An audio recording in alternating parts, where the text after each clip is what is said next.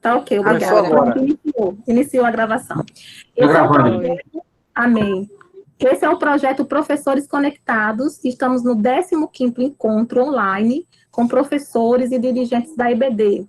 Queremos imensamente agradecer a todos os participantes, dizer que o nosso projeto tem 3 pilares, né, para poder conseguirmos formar aí, ou formalizar os temas.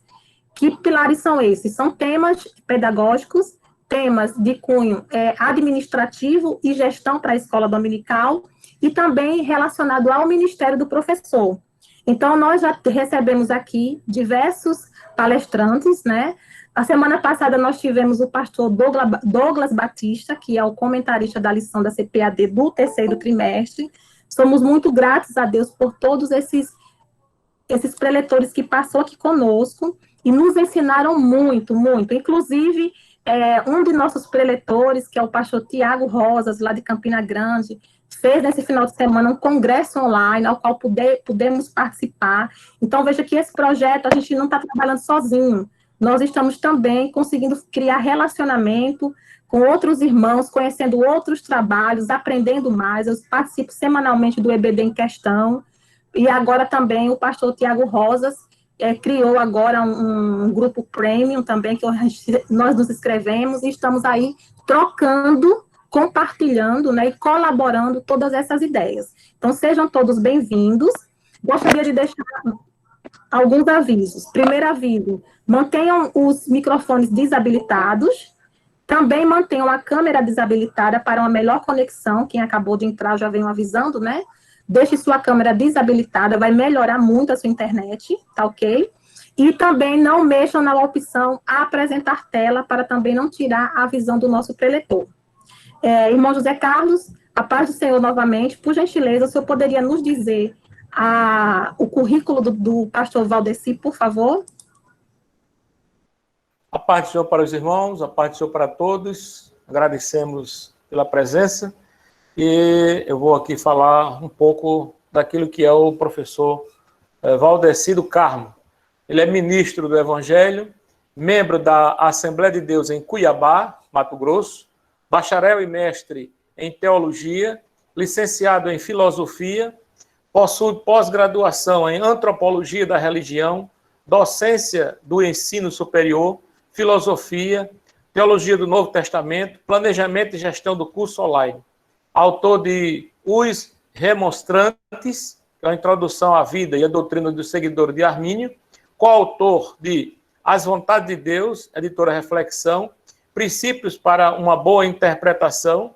Atualmente é professor e coordenador do curso de bacharel em Teologia em Cuiabá, Mato Grosso, nas Faculdades Evangélicas Integradas Cantares de Salomão. Que seja bem-vindo o pastor Valdeci do Carmo. Amém. Obrigado, meu querido, pela recepção calorosa. É um prazer, tive o privilégio de conhecer a irmã Celimar e ela prontamente, ao me convidar, eu atendi com o maior prazer. É uma satisfação a gente poder contribuir com o reino de Deus, com o crescimento, né, principalmente dessa escola dominical, que é uma escola tão sofrida, né, no Brasil, passa por muitas adversidades, mas Deus tem levantado em todo canto do Brasil pessoas capacitadas, pessoas que amam a educação teológica, o ensino sistematizado. Isso é ótimo. Eu não estou bem acostumado ainda com a programação de vocês, não sei se a irmã Celimar vai falar, eu já dou sequência já. O senhor pode, por gentileza, pastor Valdeci, antes de iniciar a palestra, fique à vontade para o senhor falar dos seus trabalhos. Nós gostamos muito de conhecer o trabalho do nosso preletor, até porque alguns irmãos gostam de comprar livros, ou seguir o senhor nas redes sociais.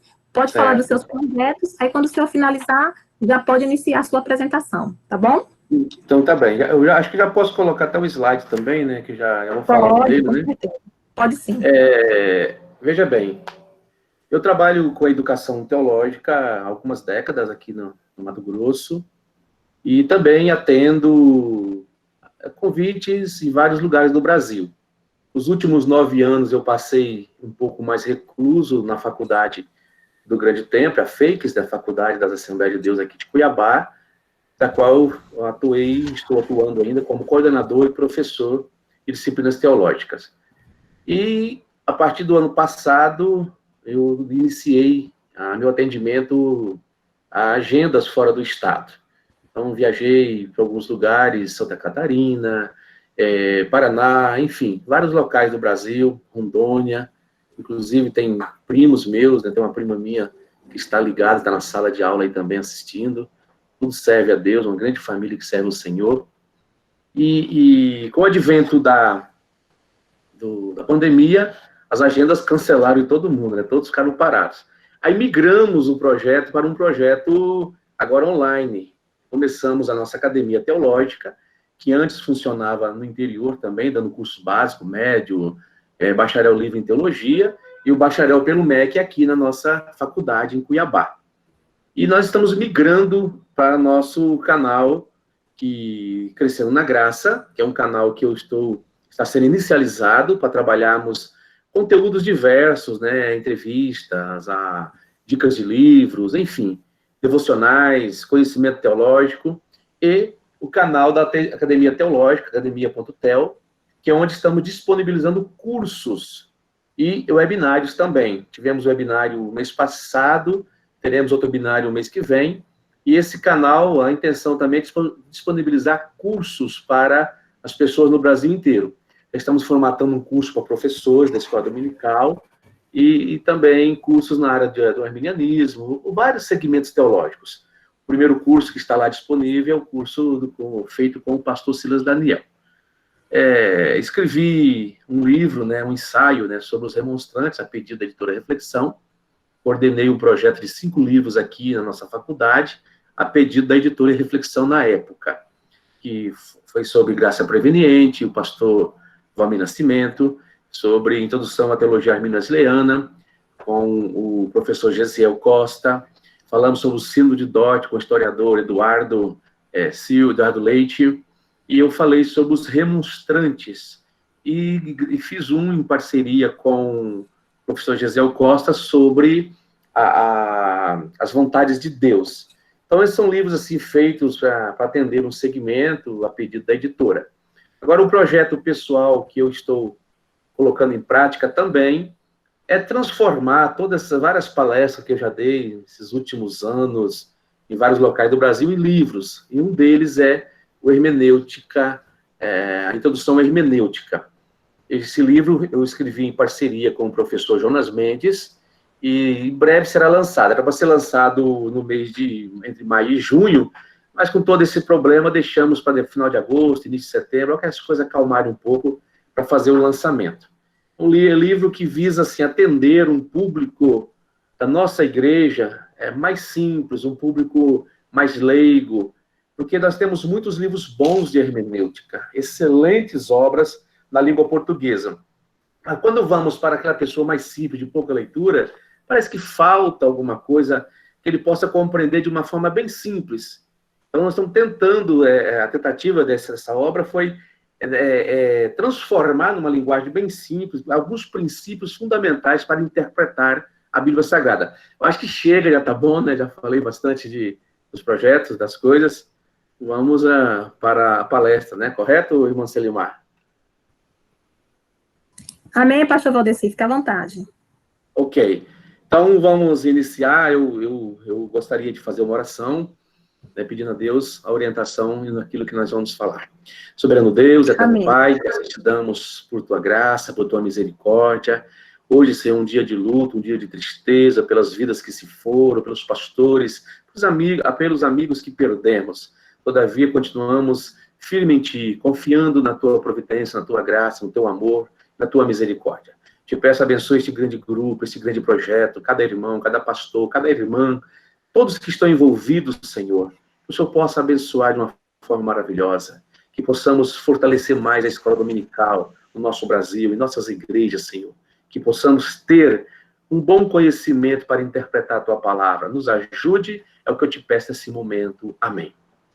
Então, vamos iniciar falando um pouquinho de hermenêutica. Eu peguei a instrução hoje com a irmã Selimar, ela me instruiu aqui para usar o ou no Meet o PowerPoint, né? Vamos tentar aqui, eu acredito que eu vou conseguir.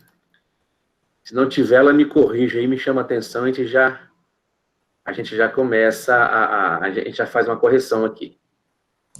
Já está aparecendo aqui para nós, pastor, viu? Pode ficar tranquilo. Né? Já. Ok. Então, vamos dar sequência, então. Essa aqui é minha família, né? Acho que a foto é um pouco desatualizada já. Mas a minha família foi tirada na formatura da minha esposa. Para quem não me conhece, né? Os primos que estão aí, a prima Marlete, alguns irmãos já conhecem, né? Tenho 2 filhos, casado, graças a Deus, e 2 filhos maravilhosos. Esses 3 livros fazem parte da editora, da qual eu sou um dos responsáveis, a editora Palavra Fiel. Nós temos O Poder Transformador da Graça de Thomas Oden, uma das melhores obras falando sobre a graça de Deus em língua portuguesa, a tradução que conseguimos o direito para publicar. Livre-Arbítrio Revisitado, de Pissirili, que já é conhecido do Brasil. E Amos Yong, também nós temos o Espírito Santo. Quem é o Espírito Santo? Um livro excelente, vale a pena adquirir. O site da editora Palavra Fiel, nós temos a disponibilidade desses livros, e com descontos e preços especiais, tá bom? Também temos o livro do Altair Germano, né, que foi publicado com a gente, Batismo no Espírito Santo e Teologia do Espírito Santo dos Pais da Igreja. Só para os irmãos conhecerem, né? E esse livro está em processo de tradução, se Deus abençoar-nos, eu acredito que até o final desse ano esse livro vai sair. É o Authentic Fire, né, que é o Fogo Autêntico, de Michael Brown, uma resposta de John MacArthur. Ok? Agora vamos começar a nossa palestra, falando o que nós já falamos, sobre a hermenêutica bíblica. Eu sei que grandes homens, grandes hermeneutas nós temos no Brasil, né? Entre eles o ex da Costa Bento e demais nomes que fazem parte da nossa Assembleia de Deus. Como já foi dito, esteve aí um grande também pastor, escritor, que é o pastor Douglas, né? Que esteve presente com vocês. A gente apenas dá uma pequena contribuição, porque temos grandes homens de referência. A pergunta é, a interpretação é necessária? Eu sempre gosto de começar, quando eu faço qualquer palestra, qualquer fala nas igrejas ou em outros locais, a pergunta que eu sempre faço, é necessária a interpretação? Porque muitas pessoas acham que nós não precisamos interpretar o texto bíblico. É como se o texto bíblico tivesse surgido por acaso, no passe de mágica, ele apareceu de repente. O texto surgiu, Deus deu o texto para nós, veio pronto, não teve um processo de tradução, não teve um processo de adaptação, apenas Deus entregou a Bíblia prontinha do jeito que está. Há pessoas que pensam assim, e acham que não há necessidade da gente aprender a fazer uma interpretação, uma leitura e interpretação do texto bíblico. É necessário, é muito bom que nós aprendamos a interpretar corretamente. Tudo precisa ser interpretado, as coisas do dia a dia, de nossas atividades. E muito mais no texto bíblico. Eu ouvi uma vez de alguém, eu li, não me lembro bem, mas eu sempre usei uma expressão. Quando você vai ao dentista, por exemplo, e ninguém gosta de dentista. A maioria dos homens, principalmente, mulheres, é uma coisa desagradável, aquela maquininha. Eu pergunto assim, se você vai ao dentista, e de repente você descobre que ele não é formado, você descobre que ele não tem experiência, você ficaria lá? Se você vai, por exemplo, a um mecânico, o seu carro que você comprou, mas o cara não sabe nada, ele vai apenas a mexer nele para tentar descobrir alguma coisa, e você ficaria lá? Cardiologista e assim por diante. Para tudo na vida, nós procuramos pessoas especializadas, pessoas com capacitação na área, seja por formação, seja por treinamento. Mas quando se trata da palavra de Deus, nós menosprezamos isso. Não estou dizendo que temos que ter um grupo seleto de pessoas que são únicos e exclusivos para dar uma interpretação ao texto. Não, porque o Espírito Santo é para todos. Mas eu estou querendo dizer que nós precisamos procurar e valorizar também pessoas que se prepararam para esse ofício. Pessoas que se dedicaram à arte do ensino, que se dedicaram ao ministério da palavra, que se dedicaram que se dedicam a estudar para transmitir aos outros. E muitas vezes essas pessoas são menosprezadas em nossas igrejas. Elas não são valorizadas, mas é importante a interpretação. Se você tiver um erro médico, você vai matar a pessoa, ele vai morrer. uma pessoa no hospital que passa por erro médico e pode ter complicações pro resto da vida e pode morrer. Mas isso é apenas com o corpo físico, não é com a alma. Mas o ensino deturpado das Escrituras pode prejudicar a vida da pessoa, a vida espiritual para o resto da vida. E, por exemplo, conceito de Deus. Quantos conceitos de Deus existem errado no nosso meio pentecostal? Há pessoas que não têm um conceito claro de quem é Deus. Deus, outra hora, é aquela pessoa que está pronto, como um anjo vingador, a matar a qualquer momento, qualquer deslize. Deus é aquele que não ama. A falta de compreensão disso tem trazido prejuízo ao desenvolvimento da vida espiritual. O Gibbs diz o seguinte, se tivesse consciência dos efeitos devastadores da interpretação bíblica incorreta, se nós pudéssemos apreciar o privilégio de compreender corretamente a revelação de Deus, seria maravilhoso. Se nós pudéssemos mensurar quantas pessoas, inclusive existem pessoas que vão para os consultórios psicológicos, procurando ajuda com psicólogos, porque estão totalmente com a mente perturbada por ensinamento errôneo das Escrituras. Há poucos dias, um caso que aconteceu de uma moça que tudo que dava errado na vida dela, ela atribuía a uma desobediência que ela tinha feito na igreja. Sabe qual é essa desobediência? Cortou o cabelo. Então ela achava que estava amaldiçoada por isso. Ela estava entrando em paranoia, precisou de intervenção, de profissional da área para cuidar, para ajudar. Então, o ensinamento equivocado das Escrituras, irmãos, trazem prejuízo à vida espiritual, à psique da pessoa. É muito nocivo. Nós precisamos ter o ensinamento correto, para a pessoa compreender de fato o que a Bíblia diz. E devemos apreciar aquelas pessoas que se esmeram a procurar fazer isso com afinco e com temor de Deus. Isso é muito importante, ter esse temor, ter essa dedicação para ensinar de forma correta as Escrituras Sagradas. Por isso, a interpretação bíblica é o começo, é o início para que eu possa fazer uma boa transmissão. A interpretação e a homilética andam juntas. Não tem como eu ter uma boa homilética sobre as coisas de Deus se eu não tiver um princípio de interpretação sadio. A minha homilia vai refletir aquilo que eu leio, aquilo que eu interpreto, aquilo que eu vejo. E muitas vezes eu posso estar vendo de forma equivocada. É tempo de reaprender, quando for o caso, para ensinar de forma correta. Ok? Na vida, a gente interpreta o dia inteiro. Você está no semáforo, você interpreta os sinais. Vermelho, amarelo, verde. Você interpreta a marca, você interpreta agora a nova nomenclatura que se usa, né? No dia a dia da escrita, né? Palavras diferenciadas que muitas vezes a gente nem conheceu o nome, mas você tem que buscar uma interpretação dessa palavra, você não conhece a nomenclatura, são coisas entre os jovens, internautas. Foi a primeira vez que eu ouvi falar de WhatsApp, por exemplo, nem sabia o que era isso. Minha filha já sabia. Eu estava organizando um evento, estava para ir participar em um local, e a pessoa me procurou para falar que queria me passar pelo WhatsApp. E eu, sem saber o que era um WhatsApp, eu falei com a minha filha, filha, o que é esse negócio aqui? Ah, pai, ela me explicou. Ok, nós evoluímos a todo tempo. A sociedade evolui. Nós temos que entender que a palavra de Deus é única. Ela não muda. Ela sempre será a palavra de Deus. Só que veja bem, ela passa por mudança em seus símbolos, em sua escrita, melhor dizendo. Ela passa por mudança na maneira de levá-la às pessoas. Você pega, por exemplo, algumas Bíblias antigas, você vai encontrar escrito Tiago com TH, Filadélfia com PH. Você vai encontrar, por exemplo, uma Bíblia mais antiga, você vai encontrar, bem lá na introdução da Epístola aos Hebreus, você encontra Epístola de Paulo aos Hebreus. Era a concepção que se tinha na época. E Paulo era o escritor aos Hebreus. Isso já vem mudando, você não encontra mais isso. Ou seja, tudo passa por um processo de evolução. Nós não podemos ficar numa meninice, numa mesmice, achando que não precisamos interpretar a Bíblia, que não precisamos nos valer da ciência, que não precisamos nos valer dos recursos que estão à nossa disposição para melhor interpretar a Bíblia.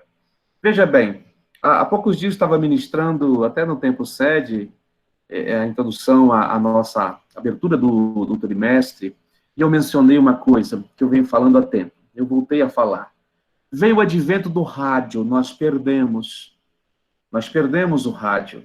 Nós não temos uma emissora a nível nacional. Veio o advento da TV, perdemos 109 anos de existência. Depois veio agora a internet. Isso não teve como a gente ficar de fora. Mas ainda é uma alternativa a grande massa que está usando, ainda está engatinhando nisso. Somos leigos, eu sou leigo. Eu não tenho uma presença na internet marcante. Poucos assembleanos têm essa presença marcante, poucos pentecostais têm uma presença marcante. Ou seja, esses meios de comunicação que existem hoje é o caminho para levarmos a palavra de Deus. São meios que temos para expor a palavra. Mas eu preciso fazer uma boa hermenêutica para eu não chegar à frente do mundo virtual e levar uma palavra distorcida. Aquilo vai ficar gravado. Aquilo vai repercutir. É diferente de falar ao vivo, onde você também pode, às vezes, corrigir. Ali já alcança proporções incontroláveis. É difícil mensurar onde vai chegar aquilo que você falou. Então, eu preciso me preparar. Nós precisamos nos preparar para levar uma interpretação sadia para o povo. Uma mensagem sadia, uma mensagem bíblica, uma mensagem cristocêntrica. Ok. Eu sempre uso esse exemplo aqui, eu não vou, acho que eu vou pular ele hoje. Eu gosto de usar esse exemplo, é tão antigo, quem conhece já sabe. A questão eu gosto de usar ele para falar da leitura que nós fazemos da lente. A lente que nós fazemos. Mas dificilmente uma pessoa consegue ler a Bíblia deixando ela falar por si.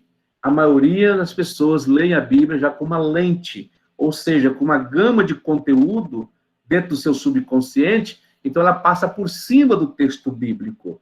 E muitas vezes deixa de apreciar o texto, deixa de ter um verdadeiro entendimento do texto.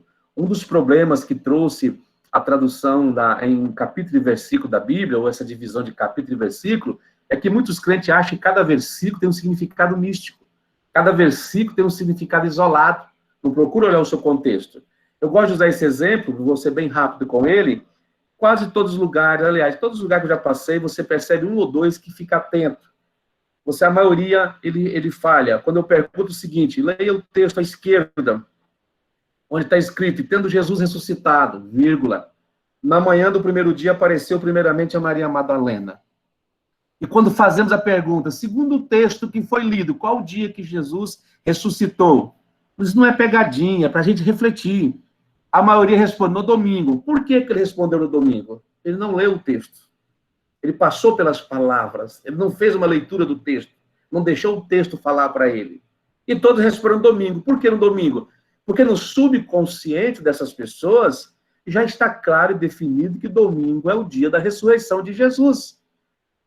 Então, o texto está dizendo o contrário aqui, mas ele não presta atenção a isso.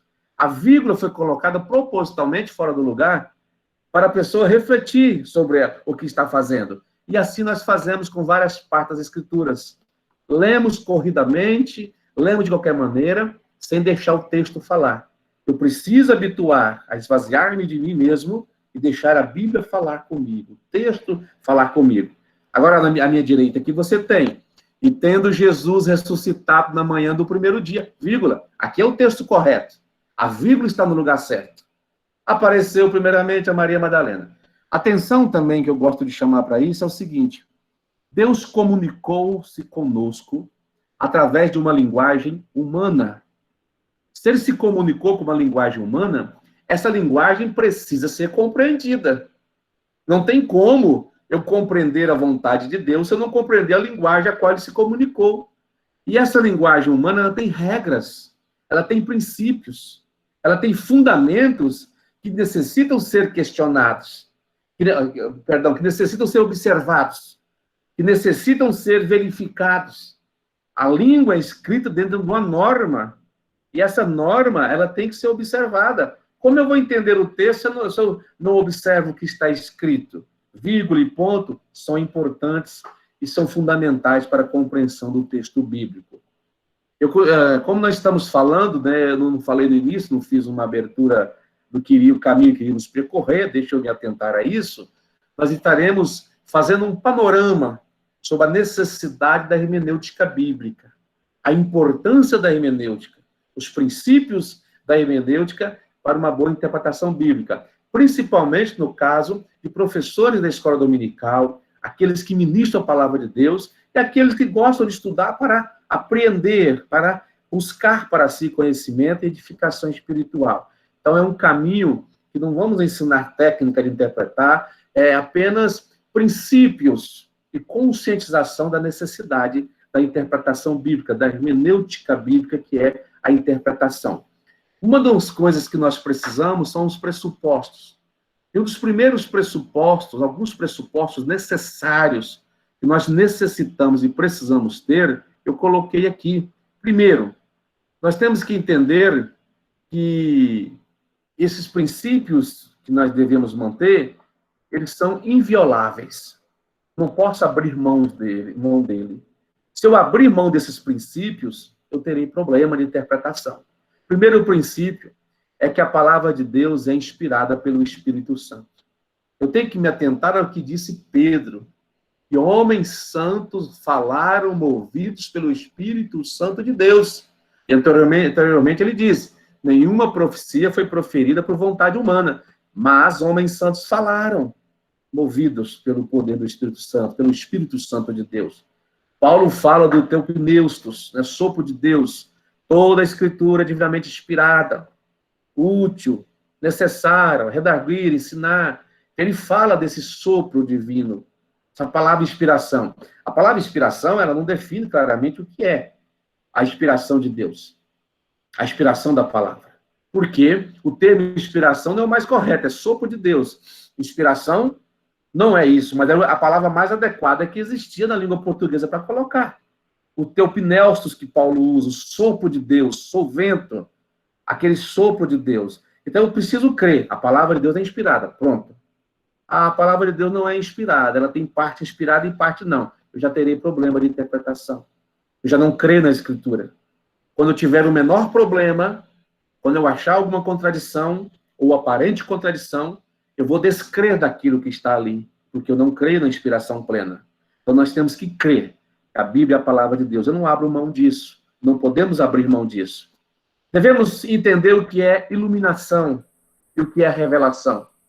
A iluminação é a capacidade que o Espírito Santo nos dá de compreender o texto bíblico. É a luz lançada ao texto. É como você andar no escuro e uma luz que te ilumina, que te ilumina. Então, essa iluminação do Espírito Santo, ela ocorre quando se lê, quando se ouve a palavra. É iluminar, é um ato do Espírito Santo. Mas ela vem também a resultado do seu esforço, do seu estudo, de sua busca em compreender a Escritura Sagrada. Não podemos confundir iluminação do Espírito com revelação. Há muitas pessoas que gostam de usar, teve um esclarecimento na palavra, e ele chega lá dizendo, eu tive uma revelação das Escrituras, e começa a revelar coisa que não tem na Escritura. Há poucos dias mesmo aí, alguém revelou que o que era o espinho na carne de Paulo. Aqui, o Senhor me revelou. Eu já vou ter um problema. Além de fugir da iluminação, eu estou buscando trazer uma revelação que não é verdadeira, de maneira nenhuma. Então, a iluminação é o esclarecimento que o Espírito Santo nos dá no texto bíblico. Isso é muito importante. O que é revelação? Revelação é tudo aquilo que está nas Escrituras. Aquilo que está no Antigo, que nós chamamos de Antigo e Novo Testamento. Aquilo que foi preservado para nós. É a revelação de Deus. Às vezes as pessoas têm o hábito de dizer, não sei se é para impressionar ou se é por simplicidade, alguns, né, por simplicidade, outros para impressionar. Nesta madrugada, enquanto eu orava ao Senhor, Ele me revelou. E eu vou trazer para vocês aqui uma mensagem revelada, fresquinha do céu. E começa a ler as Escrituras e vai para tudo enquanto é caminho, menos expor o texto bíblico. Sofremos com isso. Tanto que há muitas pessoas que dizem que o pregador pentecostal é aquele que lê o texto, né? Primeiro tópico, não fica no texto. Segundo tópico, o texto para quê? Conclusão, nada de texto. Somos criticados por isso. E acontece, é verdade, é fato mesmo. A pessoa não tem um esclarecimento das Escrituras. E mesmo que Deus nos dê um esclarecimento, é uma iluminação.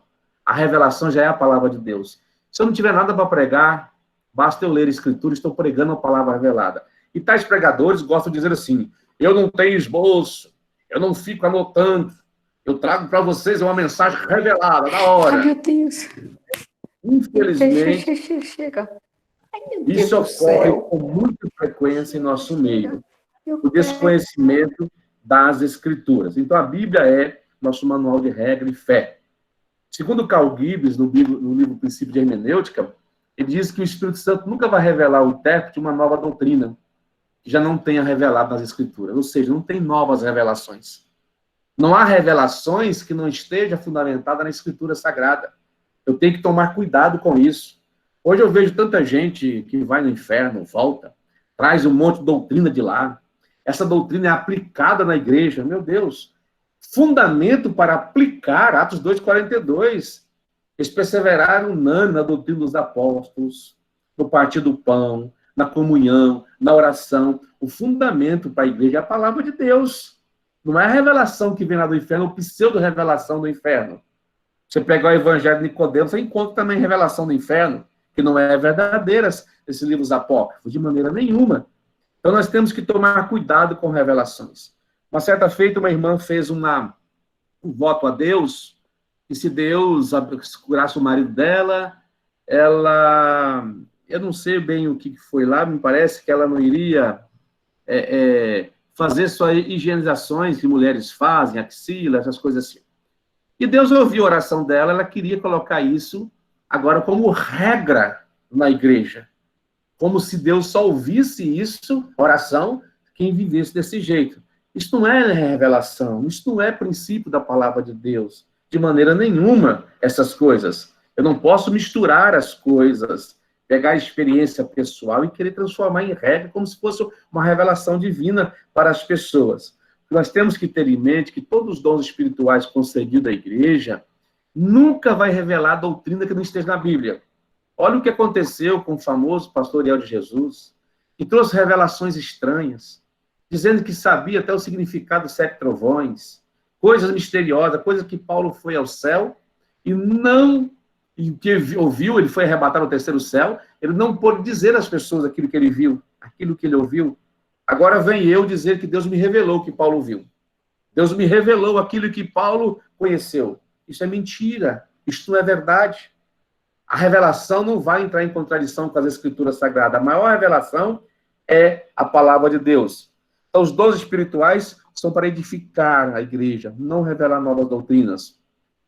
Então, quando falamos de experiências, é muito importante a nossa experiência, mas eu não posso interpretar a Bíblia segundo as minhas experiências, segundo os meus sentimentos, segundo aquilo que eu entendo, porque o que ateste de verdade, infalível e inerrante, é a Escritura. Não é a minha experiência é falível. A minha experiência é subjetiva. A minha experiência é pessoal. Ela pode ser para mim e não servir para outro, pode edificar outro, mas não vai servir para ele. Na época que a nossa igreja dava mais ênfase ao batismo no Espírito Santo, por exemplo, muitas vezes éramos instruídos a buscar o batismo de várias formas.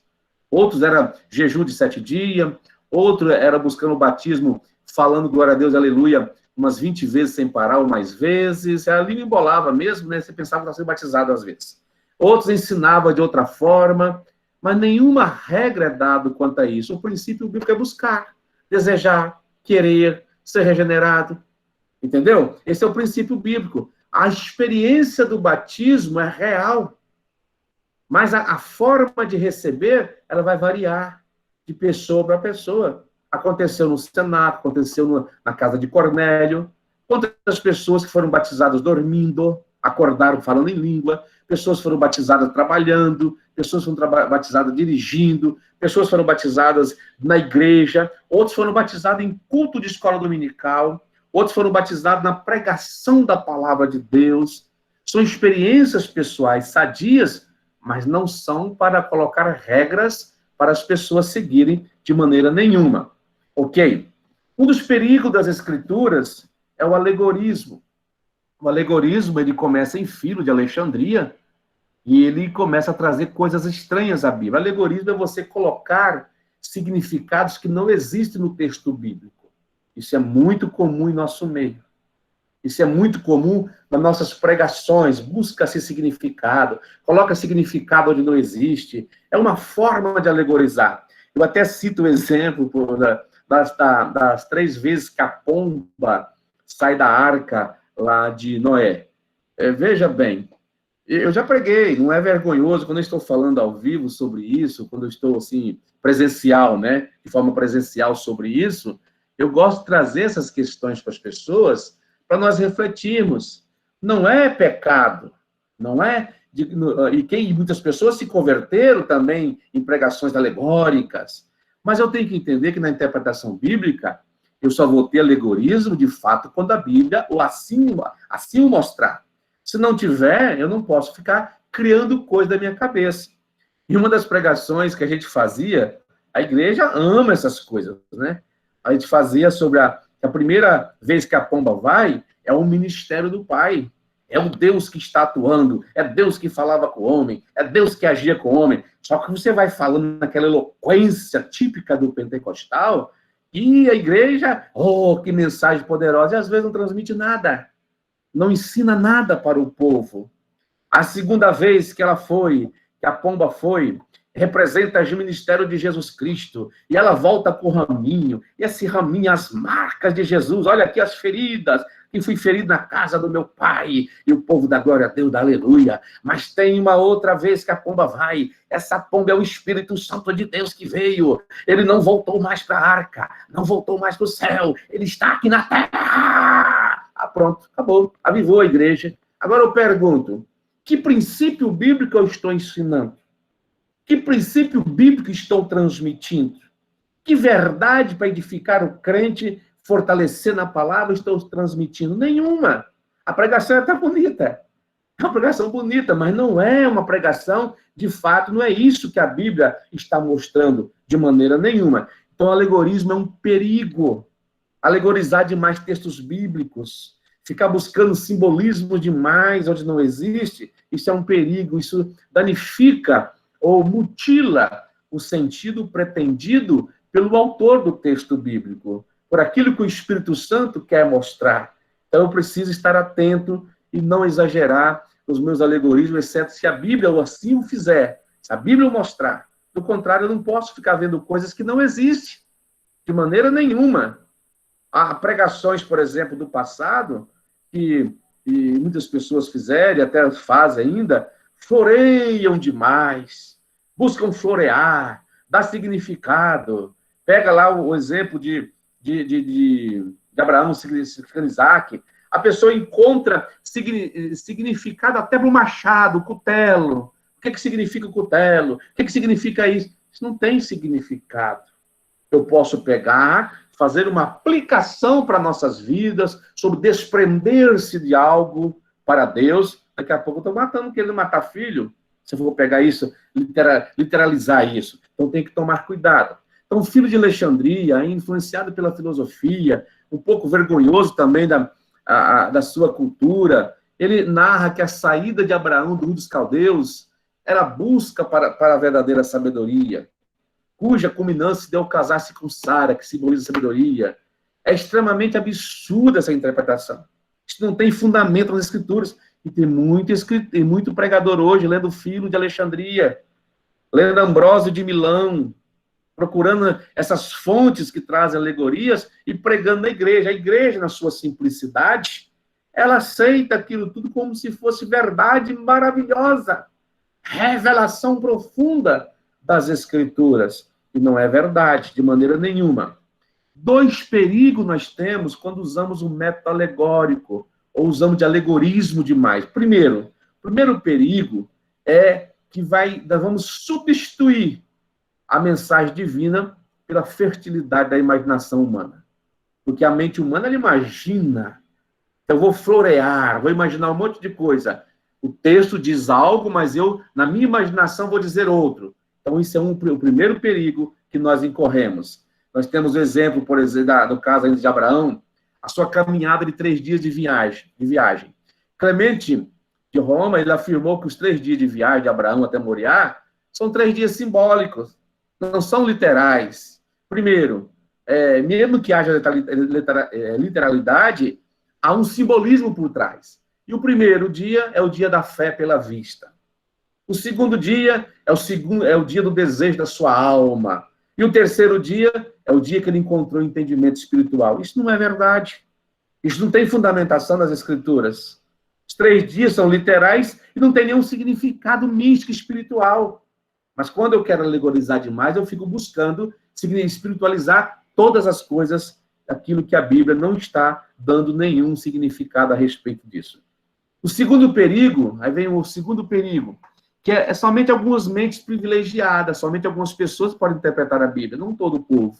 Somente alguns vão conseguir interpretar o texto, porque já que o texto está na subjetividade, da fertilidade da mente humana, a pessoa comum não pode interpretar.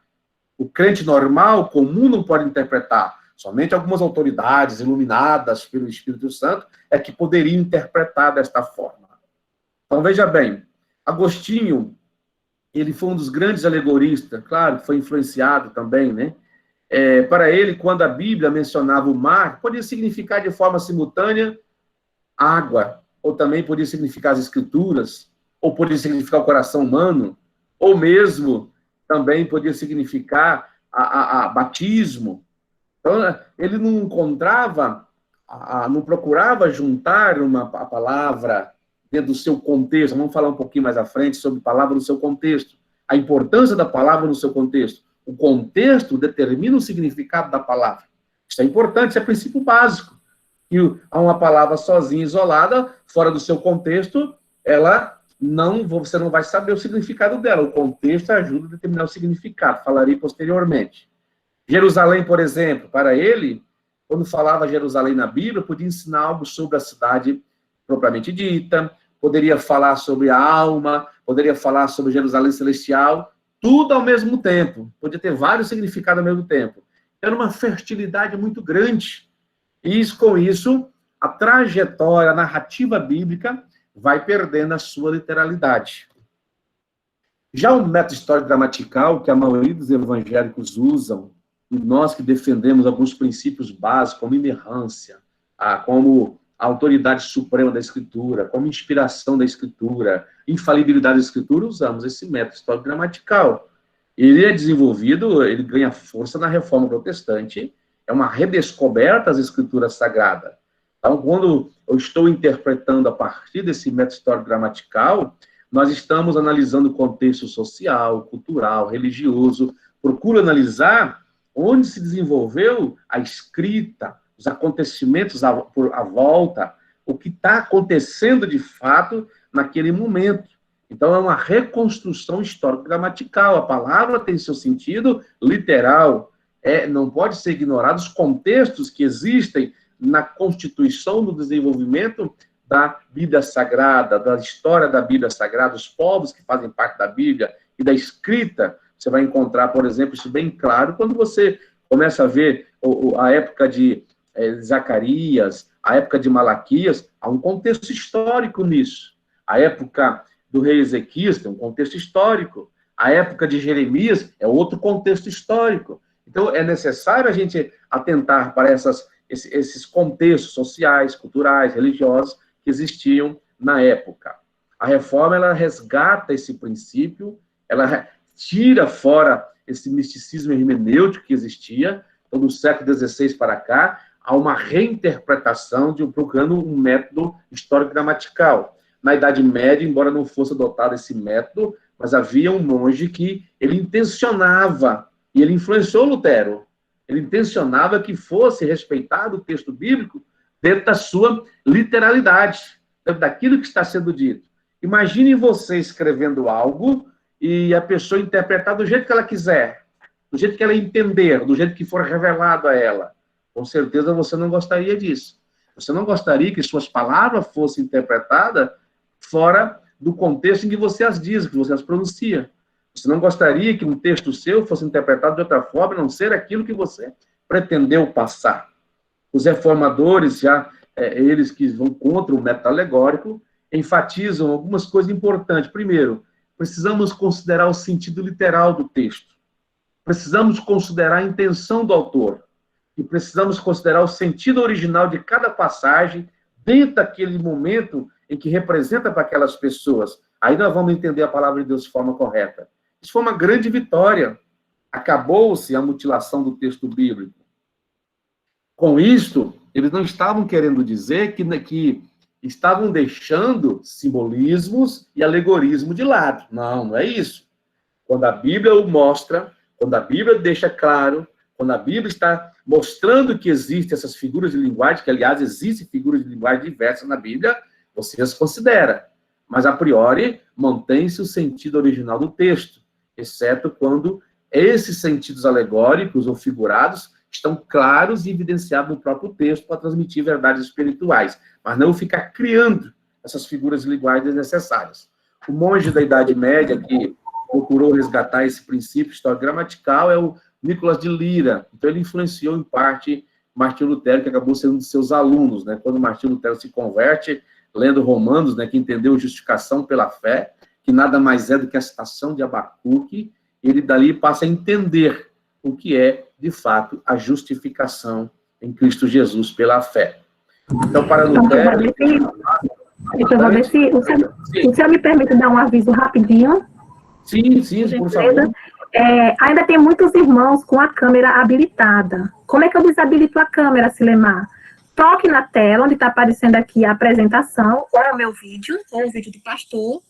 Você vai ver que os botões vão aparecer. Você já vai logo perceber que o botão do microfone está em vermelho, porque ele já está desabilitado.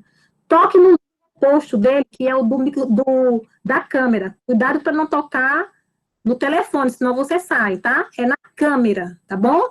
Desabilite, porque tem alguns irmãos que estão com dificuldade, tá bom? Eu tenho aqui alguns irmãos, eu vou citar aqui o nome, se puder me ajudar, agradeço. Irmão Nilson, irmão Valdilene, o irmão Sandro Dourado, tem vários irmãos com as câmeras habilitadas. Rosélia, Valdilene, Carlos Alberto, Gilson Araújo. Se puder desabilitar, por favor, a câmera para nos ajudar. E a partir de agora, nós vamos encerrar os comentários e os irmãos enviam as perguntas. Pode prosseguir. Obrigada, pastor. Obrigado. E quando precisar, à disposição, tá? Para falar. Tá bom?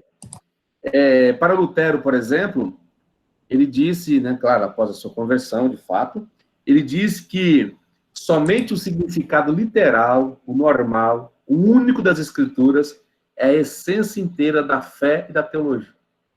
Segundo, o que cada texto das Escrituras poderá ser interpretado de modo simples, direto e indisputável. Então, ele traz, reforça essa questão da história, do histórico gramatical.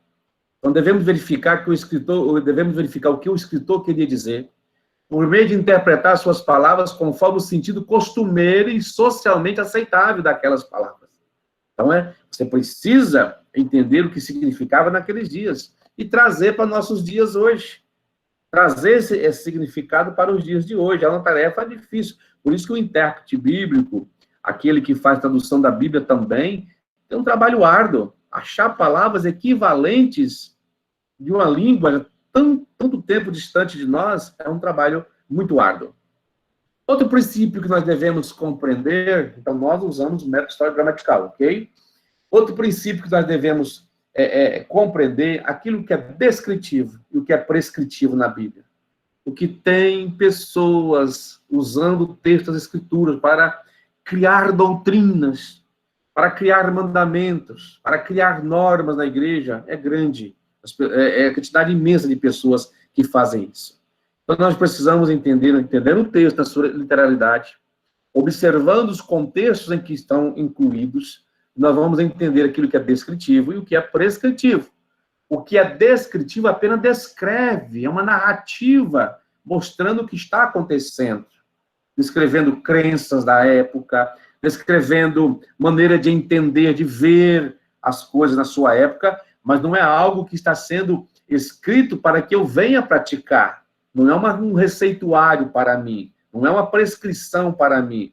Por exemplo, quando abordam Jesus, um exemplo que estou me lembrando aqui agora, abordam Jesus sobre quem pecou para que nascesse cego esse homem. Ele ou o pai, ou os pais dele, quem foi que pecou?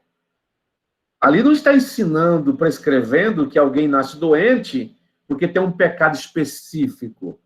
Está descrevendo a maneira como eles estavam crendo o porquê de existir o mal, de existir até mesmo alguém nascer paralítico, ou nascer deficiente visual, ou nascer com problemas de ordem física. Não posso pegar isso como, ou vou aplicar uma doutrina, olha, na sua casa, seu filho nasceu doente porque você tem tal pecado, fulano tal pecado. Sabemos, obviamente, que de princípio geral, todo pecado é resultado das transgressões humanas, perdão. Todas as doenças já existem na Terra, todo mal que existe é resultado da transgressão humana, do pecado, de forma geral, mas não um pecado específico. Eu não estou anulando também, irmãos, casos isolados, mas eu não posso pegar um caso particular e querer aplicar uma regra para todo mundo. Dizendo isso, nós temos que ser sensatos e sensíveis também à dor das pessoas, ao sofrimento alheio. Então é preciso entender claramente o que é descritivo e o que é prescritivo. Por exemplo, lançar a sorte para a escolha do sucessor de Judas, em Atos 1:26, a qual caiu sobre Matias. Está descrevendo como os apóstolos fizeram. Eles oravam também, mas eles queriam escolher agora um sucessor para ficar no lugar de Judas, o Iscariotes. Eles usaram esse método de lançar a sorte, que aparece na Bíblia centenas de vezes, ou dezenas de vezes, melhor dizendo, né? Não sei se aparece outras vezes, às vezes com sentido diferente, mas aparece dezenas de vezes na Bíblia, as questões de lançar a sorte. Não está ensinando para nós lançarmos sorte na escolha de obreiro, na escolha de alguém para suceder um cargo. Não está ensinando isso. Está descrevendo aquilo que os apóstolos fizeram. Essa é a realidade do texto. É um texto que descreve. Você vai encontrar, por exemplo, Saul e a feiticeira de Edom. A Bíblia não atesta em nenhum momento que Samuel veio até Saul. Descreve uma narrativa, um diálogo entre a feiticeira e entre Samuel. E o homem que ela diz ver, ela descreve ele como sendo Samuel. Então, você tem uma descrição ali. Primeiro, você não tem uma prescrição dizendo que você pode consultar mortos. Até porque a Bíblia sempre condenou consultar mortos, adivinhos.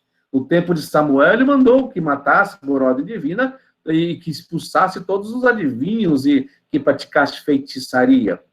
Então, você tem que ver esse texto, não querer pegar o texto e dizer que ali está sendo ensinado isso, ou que, de fato, a Bíblia está dizendo que Samuel apareceu. Não. A Bíblia está mostrando uma narrativa pela perspectiva da feiticeira, mostrando que ela está dizendo que viu, e não que a Bíblia está atestando isso. O anjo da guarda na casa de Pedro. Há uma crença no caso de Pedro, há uma crença do anjo da guarda muito forte entre crentes e católicos, que os anjos existem, que são espíritos ministradores a favor dos santos, é bíblico, que são milhares, é bíblico, que possuem classes angelicais, é bíblico, tudo bem. Mas dizer que cada um de nós possui um anjo da guarda, isso é problemático. Isso a Bíblia já não diz. Eu tenho meu anjo especial. E segundo a narrativa de Atos 12:15, logo após o anjo ter libertado Pedro da prisão, as pessoas ali descrevem que ao verem Pedro vindo, alguns disseram, são o seu anjo, é o seu anjo. Ou seja, esse anjo da guarda tem que ter a sua característica, tem que ter a sua fisionomia. Descreve uma crença comum existente, mas não está ensinando que temos um anjo da guarda. Eu não posso pegar esse texto e querer ensinar que tem um anjo da guarda. Você imagina uma pessoa que nem eu, gordinho, careca. A barba é só da quarentena, tá? Ela vai sair já já. Então, veja bem, gordinho, meu anjo da guarda, então, tinha que ser um anjo gordinho. A minha fisionomia, gordão, aparecendo. Primeiro que se aparecer um anjo gordão na sua frente, você vai correr de medo, com assombração. Então, veja bem, não tem fundamentação isso. Então, é muito importante nós pararmos de querer mistificar demais as coisas e atentarmos para aquilo que o texto diz. O ósculo santo, embora ele esteja do imperativo, está descrevendo como era a forma de saudação entre os cristãos daquela época. Não é como hoje, que, aliás, nessa quarentena, os que praticam o chamado ósculo santo, eu nem sei se estão praticando, né? Porque nessa quarentena não tem jeito, nessa pandemia não tem como. Então, embora esteja no imperativo, tanto Pedro quanto Paulo, no ósculo santo, você vai encontrar isso lá escrito, embora no imperativo, é um imperativo para aqueles dias, para aquelas pessoas. Não é uma norma para nós seguirmos. O princípio ali é a comunhão, é o bom relacionamento. Se fosse escrito no Brasil, por exemplo, saudai uns aos outros, um forte abraço. Saudai-vos uns aos outros com um forte aperto de mão. É o que fazemos entre nós. Mas o comum era o ósculo. Então, ele está dizendo que esse ósculo tem que ser santo. Tem que ser diferente. É nesse aspecto. Ali você tem uma descrição da saudação que existia entre os cristãos. Não é normativa. Da mesma forma, a Santa Ceia que você encontra descrições de como era a ceia da Igreja do Senhor, indícios de como era a Santa Ceia, que nós chamamos de Santa Ceia, naqueles dias. Mas também não está prescrevendo para nós quantas vezes no ano temos que ter a Santa Ceia. Como tem que ser nossa Santa Ceia? Ele fala dos elementos que não pode faltar, da ordem, da decência. Ele fala do princípio que tem que ter a ceia, o significado dela, mas não descreve. Se a sua igreja faz ceia ao domingo pela manhã, amém. A igreja que faz o primeiro sábado à noite, amém. A que faz a cada 6 meses, amém. A que prefere fazer uma vez por ano, amém. Não está dizendo quantas vezes nem quando ali. Então, eu não posso pegar normas dogmáticas institucionais e querer aplicar e dizer que o texto bíblico me aprova fazer isso, de maneira nenhuma. As bênçãos de Deuteronômio 28. Essas são as coisas que a gente mais vê, é sofrível as pregações nesse sentido. Principalmente esses pregadores do triunfalismo, né? Que fica aí, que nós chamamos de pregadores eloquentes, pregadores poderosos, pregadores cheios de Deus, que nós gostamos de alcunhar desta forma, que eles falam com uma expressividade muito grande, muito cheio de vida, de uma locução muito forte, que nós achamos, muitas vezes confundimos com o Espírito Santo. Pega Deuteronômio 28, ali você tem a descrição clara para Israel de como Deus haveria de tratá-los. A descrição de como seriam as bênçãos para Israel ao entrarem na terra prometida. Não é para a igreja aquilo lá. Eu tenho que saber o que é igreja, o que não é igreja. O que se aplica para mim, o que não se aplica. A obediência cabe a todos nós, ser santo cabe a todos nós. Mas ireis quando entrares na terra que o Senhor teu Deus te dá. Aí fica essa questão de pisar a planta do pé, será teu, e você vai ouvir pregações, olha, tudo que você quiser vai ser teu, pisa o pé que vai ser teu. Meu irmão, mas não entrando no carro luxuoso de alguém, ele vai ser meu porque eu coloquei o pé ali? Ou entrando num avião, ou entrando na igreja de alguém? Misericórdia! Isso não tem fundamentação na palavra de Deus. Então, nós precisamos entender essas diferenças claramente. Ok.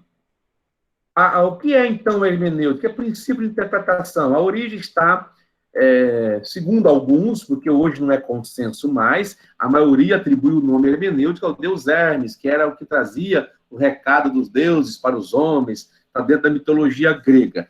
Só que existe já posições contrárias, inclusive um livro dicionário de filosofia, hermenêutica filosófica, cujo autor, não me lembro o nome agora, ele diz que isso não é consenso, que não se sabe ao certo se vem, mas independente da origem do nome, não nos interessa, o significado da hermenêutica é princípio de interpretação. Associada à hermenêutica, nós temos a chamada exegese, ou exegese. A exegese, né, que é a aplicação dos princípios hermenêuticos, tudo está interligado, significa extrair, tirar de dentro para fora. Dentro para fora. Esse é o termo exegese, é uma extração das ideias do escritor, das palavras, do significado. Você faz um trabalho, uma análise minuciosa do texto bíblico. Esse é um trabalho bem árduo, de fato, e difícil de se fazer. Veja um exemplo que você tem aqui do que seria fazer uma exegese de um texto bíblico. Eu determino o texto que eu quero, a perícope, né, onde eu quero fazer essa exegese, essa extração dos significados. Aí eu vou pegar essas palavras principais e irei usar essas palavras com seus devidos significados. Por exemplo, assim a lei foi o nosso tutor até Cristo, para que fôssemos justificados pela fé. Gálatas 3:24. O que é tutor para mim hoje? Pode não ser o mesmo que era naquela época. Então, eu vou sublinhar. O que quer dizer lei aqui? Vou lá marcar. Lei significa os mandamentos, a lei, papapá. Vou marcar lá. Tutor. O que significa tutor? Eu vou ver o que é tutor na história, o que é tutor no texto bíblico. Justificado. O que quer dizer justificação? Qual o significado da palavra justificação? Que está nas Escrituras, está na Epístola aos Gálatas, mas você não é muito comum pregar sobre isso nas igrejas. A igreja reformada pregam muito, mas os pentecostais não pregam muito sobre isso. Qual que é o significado? E fé. O que significa fé? Então, eu faço uma extração do termo. É como alguns exegetas não gostam que usem o termo dissecar, mas é como se fosse uma dissecação do texto, buscando significados para cada palavra. Inclusive, quando você lê um comentário bíblico exegético, é chato. É um comentário cansativo. É uma leitura que quase ninguém gosta. Gostamos mais de um comentário que vai, que flui, do que esses comentários mais técnicos. Ok? Então, isso é fazer exegese, isso é extrair o significado do texto. Mas existe o contraditório à exegese, o contrário à exegese ou exegese. Existe a chamada exegese. O que é exegese? Na exegese, quando você vê, você coloca de fora, na exegese, eu pego do texto para o meu entendimento, para a minha cabeça, na exegese. Na exegese, eu pego da minha cabeça e coloco no texto. Ou seja, eu faço uma leitura do texto e coloco uma explicação segundo o meu entendimento, segundo aquilo que eu acho que deve significar aquele texto. Isto é totalmente equivocado. E há muitas pessoas que fazem exegese do texto bíblico. Isso é o que mais tem, fazer exegese do texto bíblico. Eu estive, por exemplo, uma vez observando uma pessoa que queria exigir dos seus fiéis que eles não poderiam pintar o cabelo. Não estou discutindo o mérito, tá? Eu não estou aprovando nem reprovando. Não me compete a mim falar, aprovar ou reprovar essa questão. Isso aí é com você e o seu pastor na sua igreja, onde você congrega, não é comigo.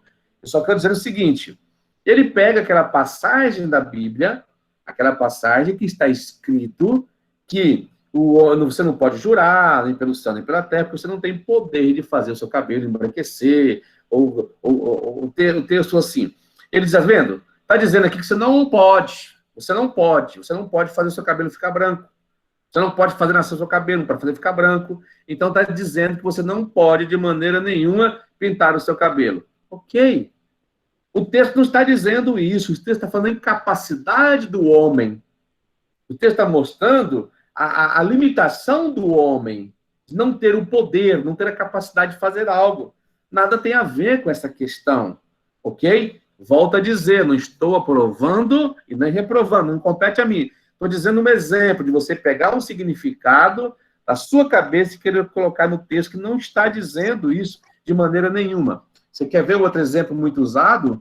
É Filipenses 4,13. Isso está nos carros, está no adesivo de carro, isso está nas casas das pessoas, está nos quadro das pessoas em casa, né? Às vezes é algum quadro que ela coloca. Posso todas as coisas em Cristo que me fortalece.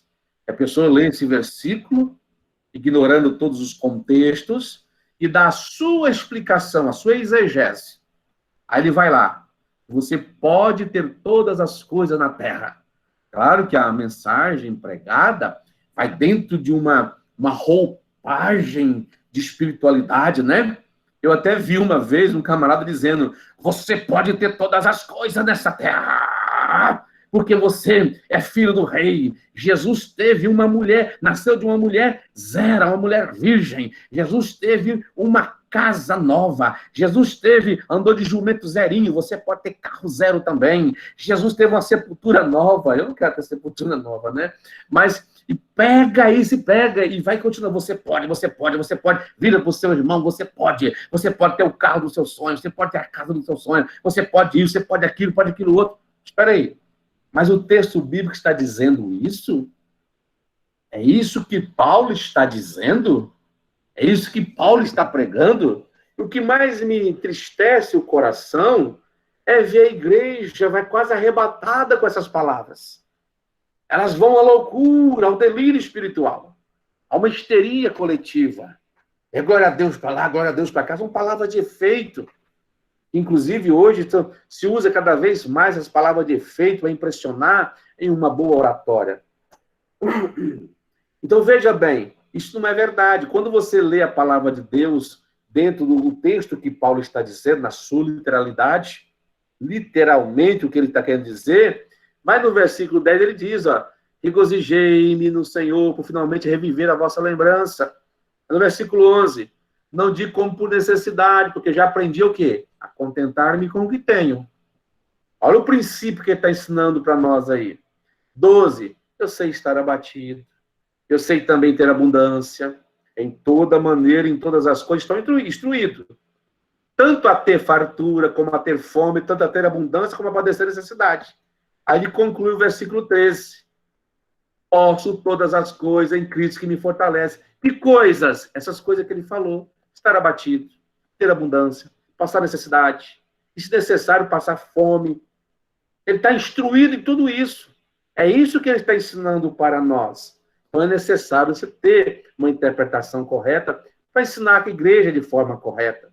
Hoje, por exemplo, com essa pandemia, muitas dessas mensagens triunfalistas caíram por terra. O mal chegou na casa do rico e do pobre. O mal chegou na casa do grande e do pequeno. O mal chegou no arraial dos santos. E a pessoa ficava com a palavra de efeito, nenhum mal chega à tua tenda, você não vai ser abatido, você não vai ser dominado por nenhuma doença, vai chegar na tua casa, você está protegido, você é filho do rei. Isso é verdade que o Senhor nos guarda, é verdade que o Senhor está conosco, mas enquanto estamos na terra, somos sujeitos a toda sorte de males e doenças. Enquanto estivermos na terra, assim como o ímpio, ele recebe as bênçãos de Deus, chuva, sol, recebe toda a dádiva do Senhor, assim como o ímpio, o crente também recebe os males que estão nesse mundo. Os vêm sobre nós. O crente não está livre de morrer atropelado, de morrer afogado, de morrer de doença, de ter problema com depressão, de ter problema cardíaco. Não está livre disso. Qual que é a diferença principal? O crente passa com Jesus tudo isso. Ele passa com Cristo a enfermidade, passa com Cristo pelo vale, porque tem Jesus consigo em todo momento. Quando passares pelas águas, estarei contigo. Quando passares pelo fogo, estarei contigo. Então, essa é a grande diferença do ímpio. Ok. Deixa eu ver se só uma colocação muito bem apontado aí pelo senhor, porque, principalmente nas lives, nós estamos vendo muito essa questão de parecer que o crente ele é imune. Não que nós não acreditemos na cura, não que nós não acreditemos que Deus possa nos livrar, mas jogar toda a responsabilidade de pegar ou não o coronavírus e nos isentar da proteção, né? Muito importante o que o senhor falou aí. Você está fazendo uma interpretação bíblica, inclusive, errada, porque como o senhor mesmo mencionou aí, muito importante, nós tivemos uma lição sobre isso. Debaixo do sol, né? Todos nós estamos sujeitos a tudo. A mesma coisa. Então, eu vou lá, eu não me previno, vou sem máscara para os lugares, não lavo minhas mãos, não uso álcool gel, e eu jogo toda a responsabilidade de proteção que eu deveria tomar da minha parte para Deus, né? Isso não é uma interpretação correta, né? Do que diz as Sagradas Escrituras. Muito obrigada pelo fato de você ter comentado isso. Eu acho que é muito importante, né, a gente dizer isso para as pessoas. Sim. Muito obrigado, irmã. Sinta-se à vontade, tá? Toda vez que precisar, a gente não tem como visualizar uma mãozinha, alguma coisa falando, mas pode interromper. Veja bem, é muito importante, reforçando então o que a irmã Selimar está falando, ou se fosse pegar esse texto e dizer que o mal não chega de forma nenhuma, então ninguém ficaria doente, crente não ficaria doente, crente viver eternamente. Então, os cuidados são necessários. Por exemplo, eu sou ciente que se eu não voltar ao meu estado anterior físico, de emagrecimento, de uma atividade onde eu tenha menos peso, eu terei consequências maiores muito em breve. Sou consciente disso. Isso não depende, não é uma questão de Deus ou diabo, não é questão de santo e profano, é questão de cuidar do templo, é cuidar do seu corpo. São cuidados necessários. O mesmo vale nesse momento.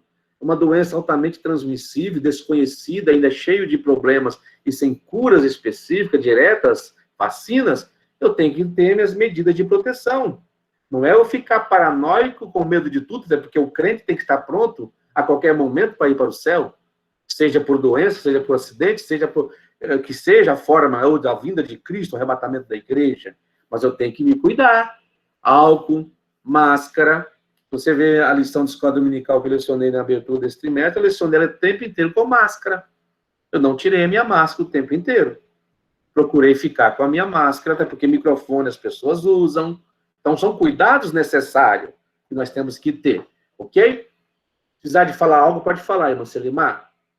Ok, Agora, veja bem, avançando um pouquinho mais, nós vimos um pouquinho de cada, né, a importância da hermenêutica, vimos um pouquinho sobre os males da exegese, eu poderia citar outros exemplos ainda que existem, né? As pessoas pegam textos que não existem, pegam textos de apócrifos, estão pregando na igreja. As pessoas gostam muito de pregar a descida de Jesus ao inferno, que está no Evangelho de Nicodemos, onde ele fala que Jesus lutou com Satanás. Só que eles pregam de uma forma assim que você pensa no campo de batalha, está vendo um duelo. Aquelas lutas, tipo um vale-tudo, onde Jesus está lá, né? E Jesus, ele entra no inferno, e lá ele enfrenta Satanás, e ao enfrentar Satanás, ele toma a chave da morte, toma a chave do inferno, e sobe para o céu com a chave nas suas mãos. Esse é o Jesus que nós estamos aí. O povo gosta, o povo ama essas coisas. E, na verdade, o que a pessoa está pregando é um texto que é retirado do Evangelho segundo Nicodemos. Nada tem a ver com a passagem de Judas, né? Outra questão, de Pedro, né? Uma outra situação. Então, veja bem, nós temos que... E a igreja, por que a igreja dá glória a Deus, aleluia, para essas coisas? Porque ela não tem o conhecimento necessário da palavra de Deus. Ela não conhece a Escritura, e muitos dos seus líderes também desconhecem. E permitem essas coisas em suas igrejas. Ok, as várias abordagens da hermenêutica, você tem um gráfico, esse gráfico aqui mostra o seguinte... O texto tem um significado que o autor quis colocar lá no passado. Olha os meus desafios. Os anos se passaram. Eu estou longe da época de Jesus, mais de 2000 anos. Estou longe da época dos patriarcas, mais de praticamente 6.000 anos.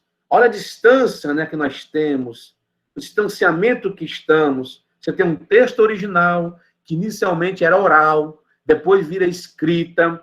Aí a língua evolui, a língua muda, a língua passa por transformações, a cultura muda, e esse texto segue até hoje, mantendo o seu princípio original pretendido, trazendo para o homem moderno, para o homem atual, na cultura de hoje. Mas aí existem as chamadas lacunas. Há muitas lacunas nisso. E é por isso que eu preciso compreender esse texto dentro daquele ambiente histórico-cultural que mencionamos no início. Então, tem que saber o significado linguístico da época, precisamos ver a cultura e costume, precisa estar atento a isso.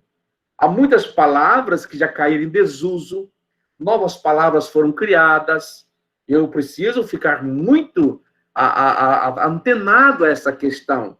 Contexto literário, a forma de se pronunciar, de fazer a escrita, a forma da literatura, como era a literatura daquela época. Por exemplo, você pega Cantar de Salomão, se você não prestar atenção, que está ligado a uma poesia hebraica, uma poesia oriental, você vai ficar escandalizado ou vai espiritualizar. O que tem de pessoa que espiritualiza Cantares de Salomão? Quem é esta que sobe do deserto? Esta é a igreja do Senhor Jesus Cristo, que anda pelo deserto da vida. E ao andar pelo deserto da vida, esta igreja tem as suas dificuldades, mas ela sobe, ela vence o deserto. Pregação maravilhosa, né? Só não é bíblica. Não é isto. Temos uma poesia ali. Temos uma irmã de seios pequenos. Essa pessoa de seios pequenos é os crentes imaturos, os crentes que não têm a maturidade espiritual, ficaram, não puderam subir. Aí alguém ele é pego nas suas palavras, né? Tem que ter seio grande para subir, tem que ter maturidade. Ele acaba se tropeçando nas suas palavras. Não pense que isso não existe. Existe, eu mesmo já preguei isso. Eu, quando era jovem, eu preguei essas coisas, eu gostava, achava, porque eu entendia que isso era verdade, que estava ali. Mas quando nós vamos conhecendo, a gente tem que deixar de lado. Não podemos continuar nos mesmos erros de maneira nenhuma. Querer alegorizar tudo, isso não podemos, ok? Então, contexto literário, entender literatura, entender epístola, entender esses princípios que estão ali. Você pega, por exemplo, a Carta aos Hebreus. Nós vamos descobrir, hoje, com estudos mais avançados e à medida que vem mais livros traduzidos para a língua portuguesa, por exemplo, que Hebreus é um sermão, é uma mensagem escrita, é uma homilia, muito bem estruturada, tem um início, tem meio, tem fim, é um discurso teológico falando de Cristo, a supremacia de Cristo, que você encontra ali por alguém que conhecia muito bem o Antigo Testamento. Contexto histórico, falando anteriormente, questões geográficas, topográficas, questões de lugares, conhecer regiões, saber as regiões adequadas, entender localização geográfica. Isso é muito importante em cada livro. E por causa dessas dificuldades, é que nós chamamos de lacunas que existem entre nós precisamos, o texto bíblico, entre nós e o texto bíblico, nós precisamos preencher. Há um distanciamento que Pedro diz até hoje. Há um distanciamento. A irmã Selimar me lembrou hoje, olha, é 19h30, horário de Brasília. O horário de Brasília é a minha referência. Eu estou aqui no Mato Grosso. Para mim é 18h30. Eu escrevo um texto, convido alguém para participar e eu digo que é 19h30, mas eu tenho como perguntar, e qual horário que é? Horário de Brasília ou o horário do seu estado? Então fica fácil você entender, mas eu não tenho a quem recorrer para algumas lacunas que existem naquela época, alguns costumes de expressões, algumas falas que existiam, ainda mais de uma língua que não se usa no dia a dia, não é conhecida por todos, então há muitas coisas que estão distantes de nós. E eu preciso me aproximar do texto bíblico, preenchendo essas lacunas, através de quê? Buscando livros que vão trazer, vão reconstruir como era a vestimenta das pessoas naquela época, buscando livros que vão reconstruir como era a forma de se alimentar, o convívio social, como funcionava a vida em sociedade, como era o papel da mulher, o papel do homem, como a criança era tratada nesse contexto. A partir desse momento que eu vou me aproximando, vou preenchendo essas lacunas, eu vou ter uma melhor compreensão do texto bíblico. Mas se eu não as preencher, não vou compreender corretamente o texto bíblico, ok? E além dessas lacunas, Pedro diz que tem coisas tão profundas que foram escritas que os indoutos inconstantes torcem para a sua própria condenação. Então nós temos distanciamento temporal, séculos de distantes antes de nós a Bíblia.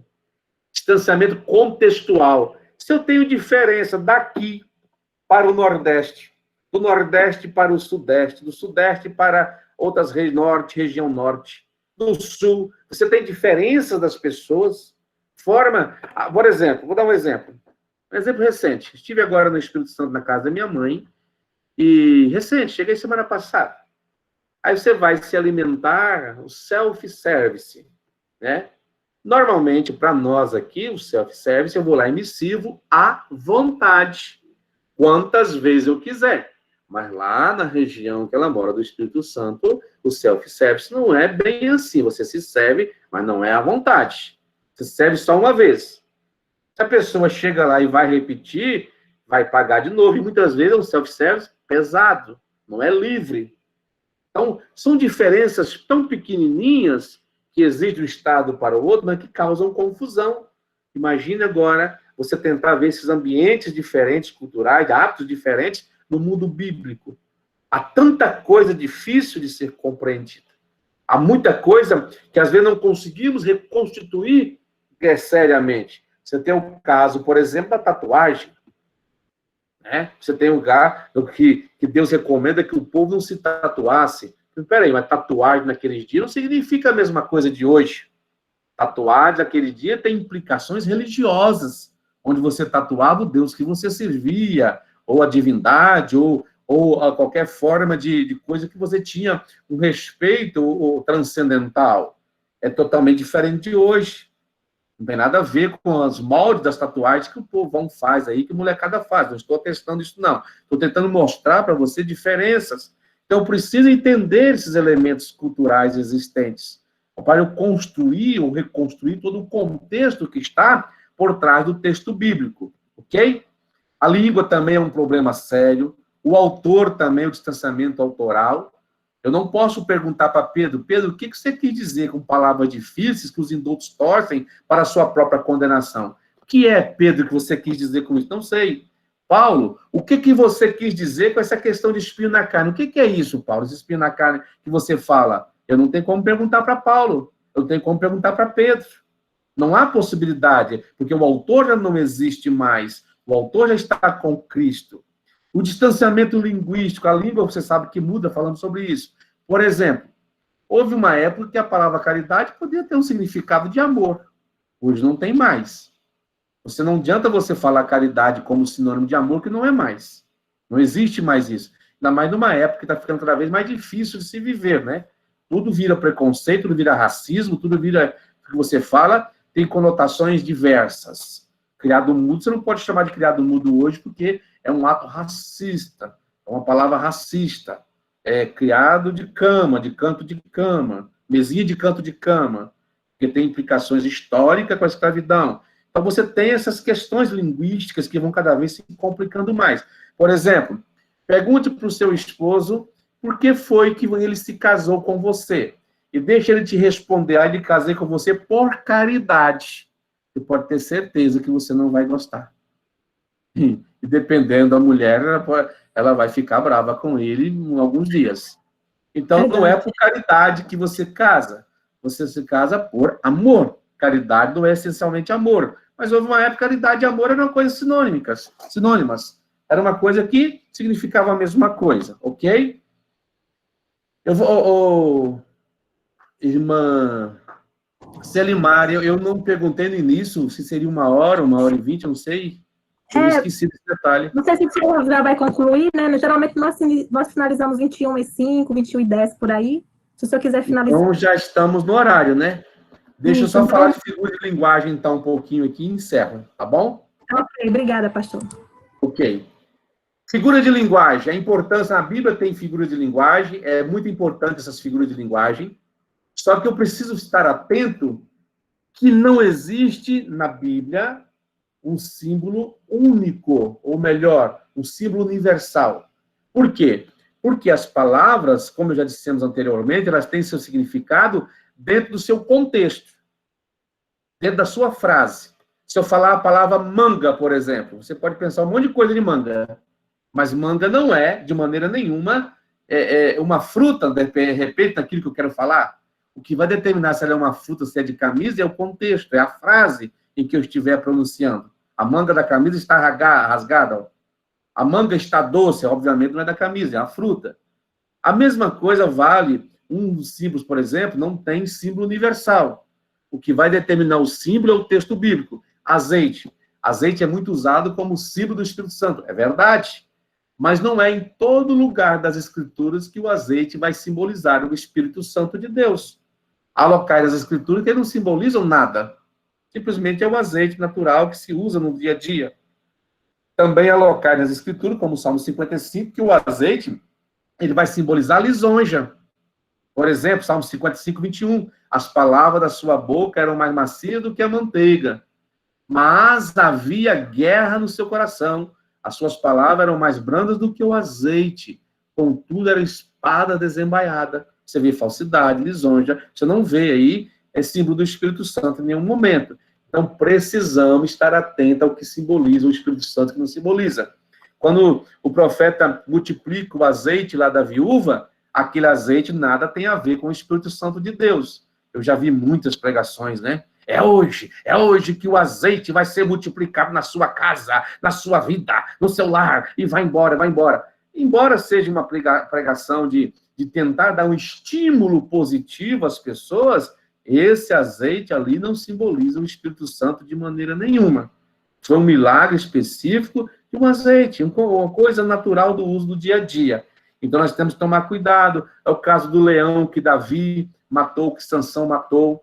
Esse leão não simboliza o diabo, é apenas um animal, não tem símbolo do diabo, de maneira nenhuma. Mas você vai para lá em 1 Pedro 5,8, o leão significa Satanás. Está claro o simbolismo ali. Pedro está deixando bem claro da ferocidade, da vontade que ele tem de acabar com a gente, de destruir.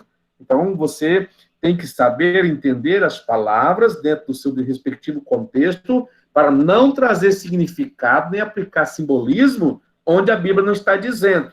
Poderia ver significado de espada, por exemplo. Espada significa palavra de Deus em algumas passagens bíblicas, mas em outros significa guerra. A semente em algumas passagens bíblicas, como Lucas 8, significa palavra de Deus, mas também significa oferenda, oferta em outras passagens. A água simboliza a palavra de Deus, mas também simboliza batismo, depende da passagem bíblica. Então não tem um princípio universal. Vou fechar aqui com as figuras de linguagem nas parábolas.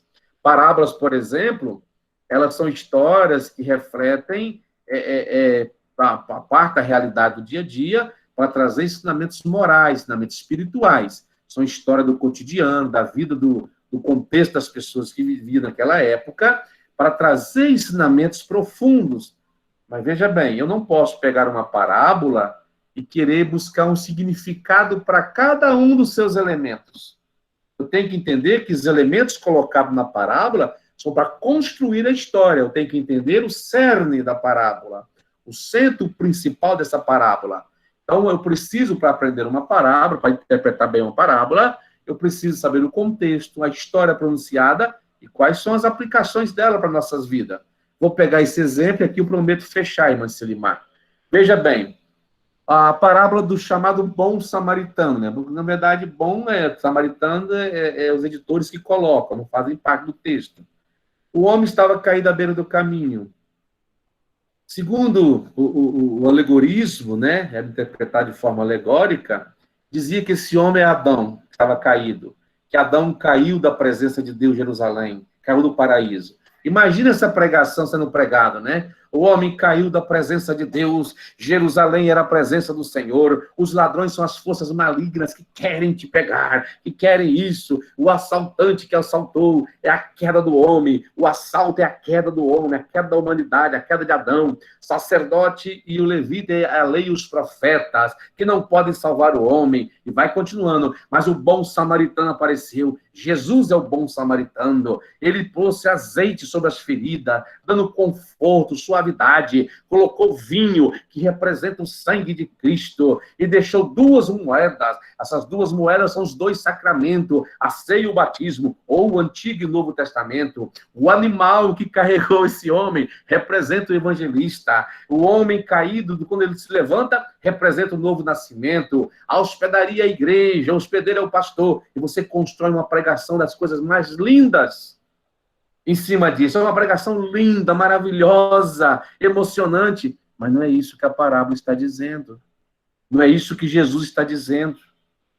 O que ele está mostrando é a questão do amor ao próximo, é ser o próximo na vida de alguém. A questão implícita do contexto do discurso que está ali é você ser próximo de alguém que precisa.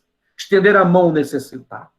Esse é o princípio. Agora eu posso pegar várias aplicações, mas não alegorizar desta forma. Não ficar buscando significado para Jerusalém, significado para o ladrão, significado para isso, significado para aquilo, porque não é verdade. Não foi isso, essa a pretensão ao ser pronunciada. A pretensão é dar uma lição àquele moço que é o seu próximo. Que para o judeu, o próximo era somente os seus irmãos na fé. Ninguém era mais gentil, Deus o livre. Samaritano, odiado e desprezado. E Jesus dá esse exemplo. O samaritano, esse homem, esse samaritano, foi o próximo na vida daquele que precisou de uma ajuda. Então, eu termino aqui deixando uma reflexão. O importante é prestar atenção ao sentido pretendido das parábolas. No caso em questão, o mais importante é mostrar o amor. E se demonstra o amor sendo o próximo na vida de alguém. Que Deus abençoe vocês. Muito obrigado, irmã Selimar. O material está disponibilizado, inclusive tem algumas lâminas aí, né? Lâmina que falava antigamente naqueles negocinhos de projeção, né? Tem alguma mais abaixo aí, inclusive até do pastor doutor Augusto Vailate, ele me passou, eu usei e venho usando ela, deixo os créditos dele lá embaixo, que é sobre tradução de Bíblia, é sobre, inclusive tem uma passagem interessante, eu acho que das traduções de Bíblia, que fala acerca de Êxodo 34, 29, né, que seu rosto resplandecia o rosto de Moisés, e Jerônimo, quando ele traduz a Vulgata, ele confunde as palavras, são tão parecidas, né, de brilhar e chifre, que diz que o chifre de Moisés, né, seu rosto estava com chifre, em vez de estar com brilho. E Michelangelo, no século XV, né, a escultura de Michelangelo, que foi esculpida no século XVI, coloca Moisés com um chifre na cabeça. Embora a Bíblia tenha, em muitas passagens, o chifre como símbolo de força, veja bem, você imagina você dobrando o seu joelho e orando, Senhor, dai-me chifre para vencer as adversidades da vida. Não combina com o nosso contexto em que vivemos, né? Então, dá uma olhadinha, tem várias ali traduções ali que ajudam a gente a compreender melhor o texto bíblico, a importância de ter traduções de outros textos. Eu sei que grandes partes estão aí, são professores, são ensinadores, são conhecedores. Apenas, né, trazendo, hoje pode ter alguém que não tem esse hábito constante de ter Bíblias diferentes, de estudar, tá aí a dica para você. Que Deus abençoe, muito obrigado, irmã Celimar. Pentecostal, irmã Celimar, com microfone ou sem microfone.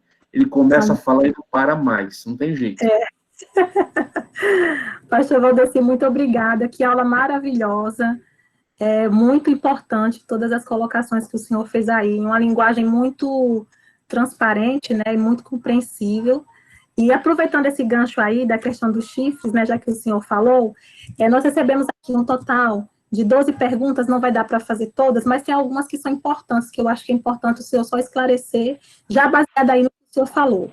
Uma delas, uma irmã perguntou aqui, se a questão de você pegar o texto e você traduzir as palavras que, pelo grego, ou no caso do Antigo Testamento, né,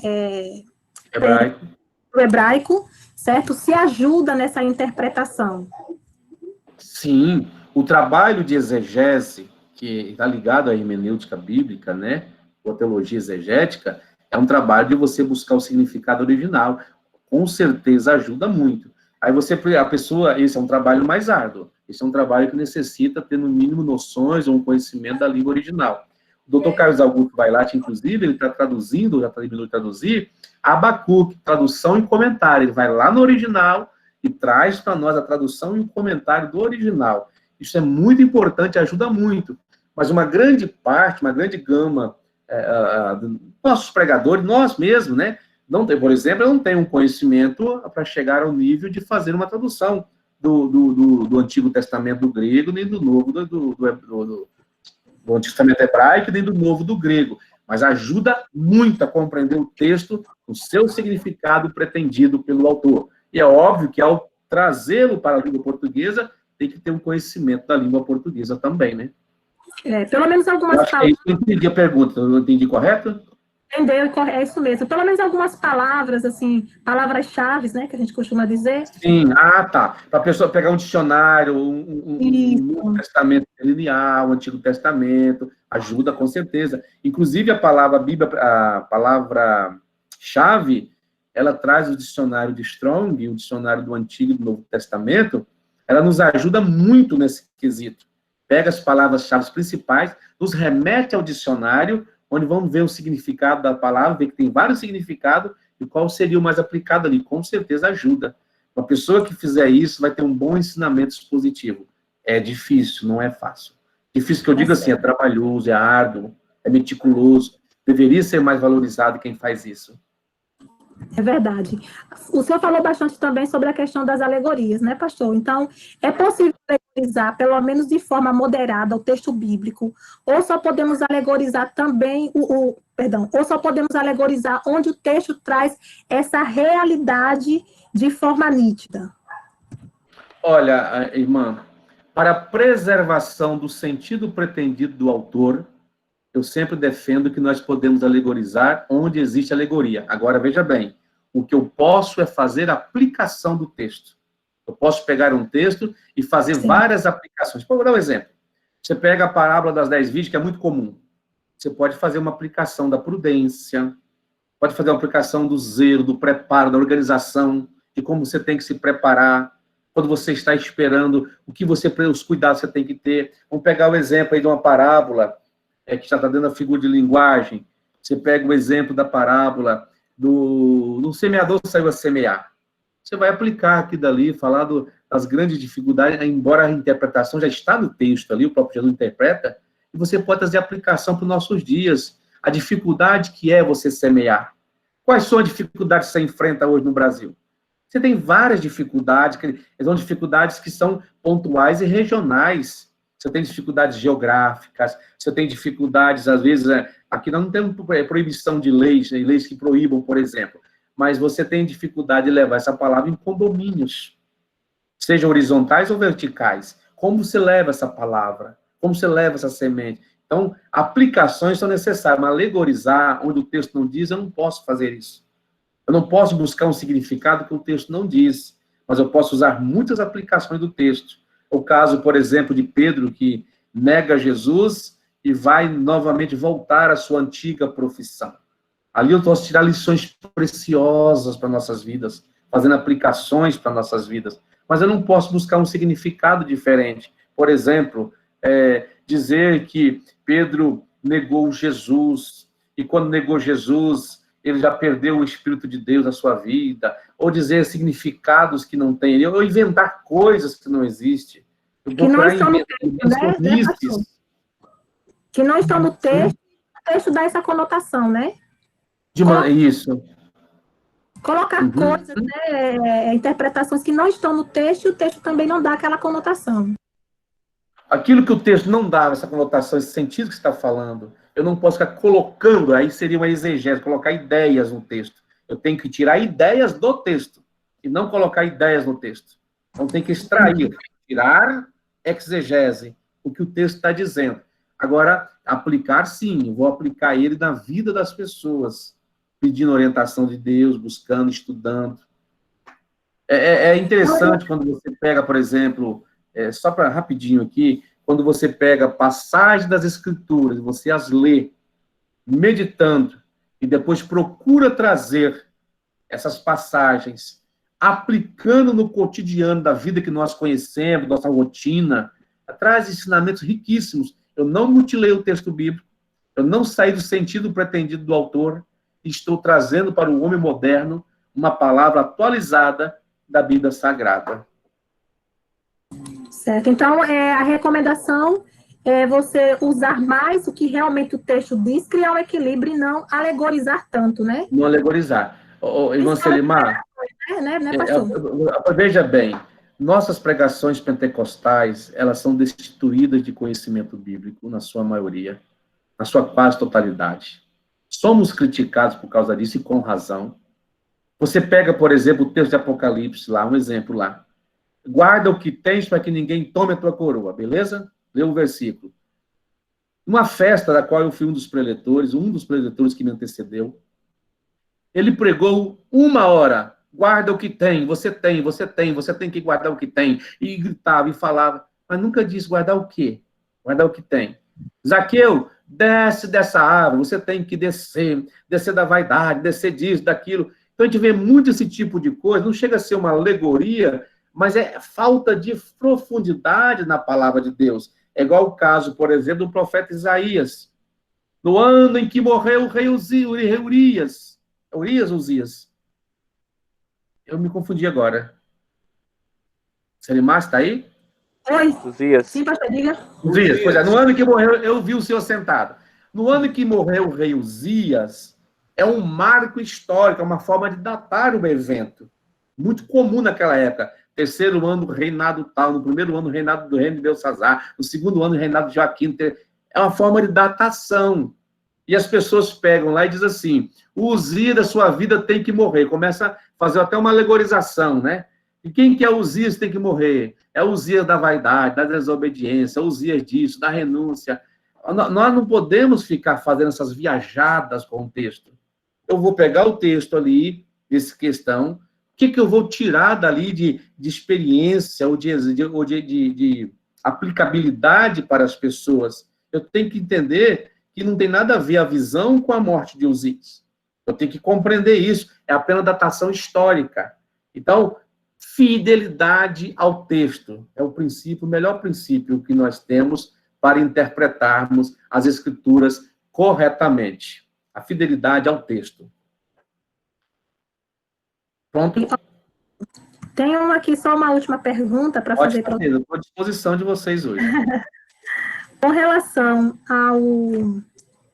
Tem alguns irmãos que fizeram algumas perguntas para o senhor explicar alguns textos. Eu acredito que não vai dar tempo a gente fazer essas perguntas, porque vai tomar um certo tempo e às vezes tem uma aplicabilidade que realmente pode demorar. Mas eu queria dar ênfase a uma pergunta que é no encontro de Jacó e o anjo Betel. Ali era uma teofonia? A maioria dos estudiosos diz que havia uma teofania ali. Quando você parte para estudar o Antigo Testamento, dentro da angelologia, coloca como a teofania. Veja bem, isso já não chega a ser necessariamente uma interpretação do texto bíblico, mas é um conhecimento daquilo que está se dizendo. Isso vai perpassar por um aspecto da teologia sistemática. Como a teologia sistemática aplica que no Antigo Testamento o termo anjo do Senhor, em várias passagens, ela se aplica especificamente na teofania, né? O Cristo pré-encarnado, ok? Então, diz que ele lutou com Deus, que era o anjo do Senhor. E Deus apareceu em outros momentos também, outros personagens, em forma humana, né? A gente vê isso presente, ou Cristo apareceu em forma pré-encarnada. Então, a angelologia nos ensina essas questões, tá? Meu parecer inicial é assim, que você vai encontrar leituras ao contrário, você vai encontrar muitos textos já discordando disso. Mas eu mantenho ainda esse princípio, porque não vai afetar em nada a nossa crença, a nossa fé, a nossa estrutura espiritual, nesse aspecto. Um exemplo de, ainda relacionado à interpretação, um dos irmãos menciona o seguinte, ó, em Gênesis capítulo 1, versículos 1 e 2, né, tem aquela parte que diz, a terra era sem forma. Aí a pergunta, em Gênesis, o que significa a palavra informe ou sem forma? Veja bem, para eu te dar uma resposta do léxico, eu não estaria à altura de fazer isso para você, mas vou dar uma resposta interpretativa. Por muito tempo, principalmente Lawrence Paulson, ele ensinou que ali estava ligado à teoria chamada teoria da lacuna. O que é a teoria da lacuna, que a maioria conhece? Que há um espaçamento entre a Gênesis 1 e 2, ali, um espaçamento, onde Deus cria e com a queda de Satanás vira tudo um caos, vira trevas. Existe isso. Isso já foi há muitos anos já rebatido, inclusive o livro Teologia Sistemática de Stanley Horton, da CPAD, ele já contradiz essa chamada teoria da lacuna, que não existe isso de maneira nenhuma. Inclusive, acho que adepto dessa teoria da lacuna era também o Dake, era adepto dessa teoria da lacuna. Sem forma e vazia, dá um entendimento, segundo os comentaristas, é que a Terra estava disforme ainda. A Terra estava, o Espírito de Deus estava ali comunicando vida em uma Terra em construção, nas suas origens, lá no seu princípio, no princípio criou Deus os céus e a terra. Quando foi esse princípio?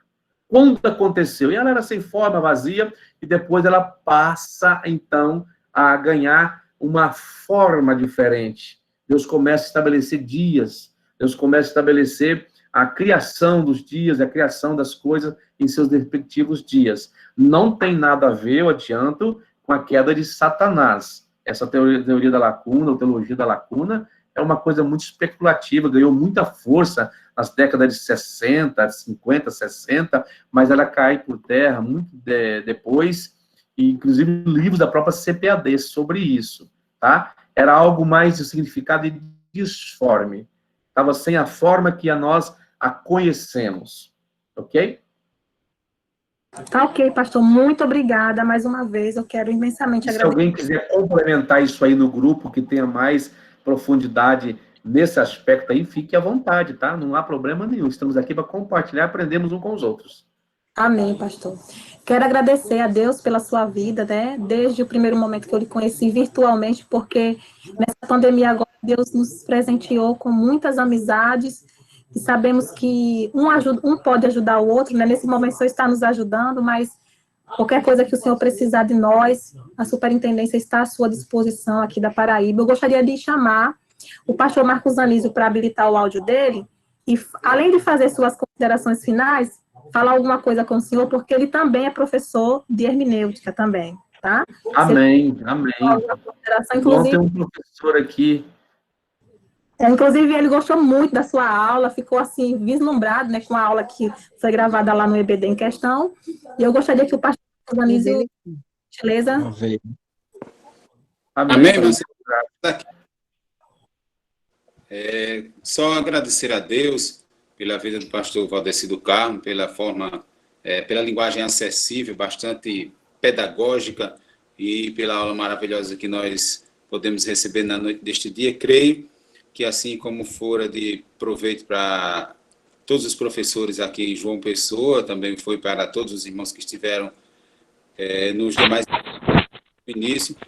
Quero agradecer imensamente a possibilidade, Só um momento, por gentileza, que alguém aí habilitou o áudio e acabou interrompendo o áudio do pastor Marcos Anísio. Pastor Marcos, por gentileza, habilite de novo seu áudio. Habilitado o áudio. Então, como eu ia dizendo, agradecer a Deus pela simplicidade, pastor, pela sua forma com quem tem nos recebido, a superintendência, o senhor atender o nosso convite e compartilhar conosco toda essa base, né? Nós não vamos dizer essa vastidura, porque não foi exaurido, tem muita coisa ainda para nós andarmos, mas os princípios, os alicerces, o pontapé inicial e algumas coisas que às vezes a gente, até nós mesmos estamos sempre falando, podemos cair na dificuldade e tropeçarmos. E uma aula dessa vem para nos chamar a atenção, dizer, olha, cuidado, né? Vigia cada vez mais, porque o povo precisa de receber a palavra na sua essência de forma genuína. E aqueles que assistem uma aula dessas, pastor Valdeci, eu acredito que depois, mesmo apesar de poucos minutos, eles, após ouvirem esse determinado tipo de pregação, eles já vão acender a luz amarela quando ouvir determinado tipo de pregação, determinado tipo de pregador, na verdade, já vai acender a luz amarela. Olha, eu ouvi e não tem base, não tem essa base aí não, viu? Começa já a ser um bereano por natureza. Então, nós agradecemos a Deus por mais esta aula, agradecemos o Senhor mais uma vez, e sempre nós dizemos, como dissemos aos demais professores e professoras, pastor Valdeci, a recompensa, ela vem do alto. Muito obrigado. Amém, pastor. Eu sou grato por essa oportunidade. Deus, quando fechou as portas das viagens, né, as agendas canceladas, eu falei, meu Deus, e agora, hein? A gente quer compartilhar, a gente quer contribuir. Como que vai ficar? E começou a surgir essas oportunidades, sou grato a Deus, né? Através do EBD em questão, a irmã Selimar me conheceu, eu a conheci, e ela vem falando desse projeto, eu fiquei feliz, e hoje eu conversei um pouquinho com ela, eu sei que está tarde, mas só um minutinho, conversei um pouquinho com ela, mencionei minha tristeza, perdi 2 grandes amigos ontem e hoje, né? Já perdemos o pastor-presidente, o vice-presidente, e agora 2 amigos, né, 2 pastores muito próximos, muito amigos, principalmente o que faleceu hoje. E eu estava um pouco triste. E conversando com ela me trouxe notícias que me deixou tão alegre, falar desse trabalho de vocês, porque eu sou um apaixonado pela escola dominical, entusiasta da escola dominical. É a última fronteira da igreja, eu sei da dificuldade que a escola dominical enfrenta, e ela falando do grupo de pessoas, como que funciona, como que o projeto que tem. Fiquei encantado, eu quero conhecer mais sobre isso. Então, me alegrou o coração, me alegrou mesmo o meu coração, ao saber desse trabalho que existe em prol da escola dominical. Não podemos parar, principalmente nesse momento. Então, parabéns a vocês, que Deus continue abençoando. E a todos que tiveram o tempinho de nos ouvir, sou muito grato também. E, mais uma vez, eu que agradeço esta oportunidade. Tá, eu sou assembleiano, viu? Aquele assembleiano que tradicional, bem tradicional, e não usa barba. Eu não uso barba, não, tá? É porque nós estamos na quarentena e eu resolvi deixar ela do jeito que tá, aí até voltar ao normal aqui na cidade, para a gente ir no salão fazer os devidos tratamento, tá? Sou assembleano desde 12 anos de idade, não vão se escandalizar com essa barba, não, viu? Que Deus abençoe. Imagina, pastor. Absolutamente. Irmã Cinemar, se a senhora me permitir somente mais um adendo, mais Claro, fica à vontade. uma intervenção, eu anotei aqui a frase do pastor Valdeci, viu? A escola dominical, a última fronteira da igreja. Pessoal, assim, Ela pastor, não é minha, pastor. Ela não é minha. Deixa eu corrigir. Me perdoe interromper, deixa eu corrigir. Essa frase foi falada pelo pastor Davi Duarte Tavares em uma conferência em Campo Grande, da qual eu fui um dos palestrantes, conferência de escola dominical. E essa frase eu guardei ela e não tirei mais do meu coração. Então, o crédito é dele, mas eu ouvi dele. Se é de outro antes dele, não sei. Eu ouvi dele, tá bom? Só observação. Pronto, mas eu ouvi, vou reproduzir e gravei aqui na minha agendinha, viu? Amém. Obrigado. Amém. Irmão José Carlos está por aí? Irmão José Carlos deseja falar alguma coisa, alguma consideração? Só agradecer a Deus dessa aula do professor Valdeci, do Carmo, né? Eu acho que nós estamos, pastor, eu acho que nós estamos passando dessa fase na igreja de olhar essas barbas, viu, pastor? Isso aí é a coisa mais antiga, né? Mas ainda tem muita gente que questiona, né? Mas o que eu quero chamar a atenção é a sua metodologia de trabalho, da sua interpretação dos pregadores, né? Eu ri aqui sozinho quando o senhor está imitando os pregadores, né? É o que a gente vê, né? Chega a dar, para nós que estudamos a palavra de Deus, paz do Senhor, aí a gente fica assim, meu Deus, vai começar esse negócio aí, eu não aguento esse negócio, né? Mas isso aí, agradecer ao senhor e agradecer a 166 pessoas que estiveram conosco nesta noite, viu? Que Deus nos abençoe. Amém. Volta ao pastor. Muito obrigado. Isso. Prontos. Não se lembrar o que nos resta. Concluirmos, né? Pode concluir, pastor. Muito bem. Para concluirmos, nós gostaríamos de voltar à palavra, né? A senhora disse que o pastor Desoneto não estaria conosco na noite deste dia. Ele é o nosso segundo secretário, mas eu vou encarecidamente pedir ao irmão José Carlos para dirigir a oração final e vou pedir ao pastor Valdeci para nos impetrar apostólico. Irmão José Carlos, ora, e o pastor Valdeci nos abençoa a missão apostólica. Irmão José Carlos de São Paulo. Pois não, vamos orar. Nosso Deus e Pai que está nos céus, queremos te agradecer, Senhor, por esses momentos maravilhosos, excepcionais que passamos nesta noite com o teu servo, o nosso irmão Valdeci. Ó Deus, continua abençoando a ele, a sua família, a sua igreja, a seu estado, a permanecer nesse mesmo perfil de ensino da tua palavra, abençoando as 165 pessoas nesse Brasil, nesta noite, que esteve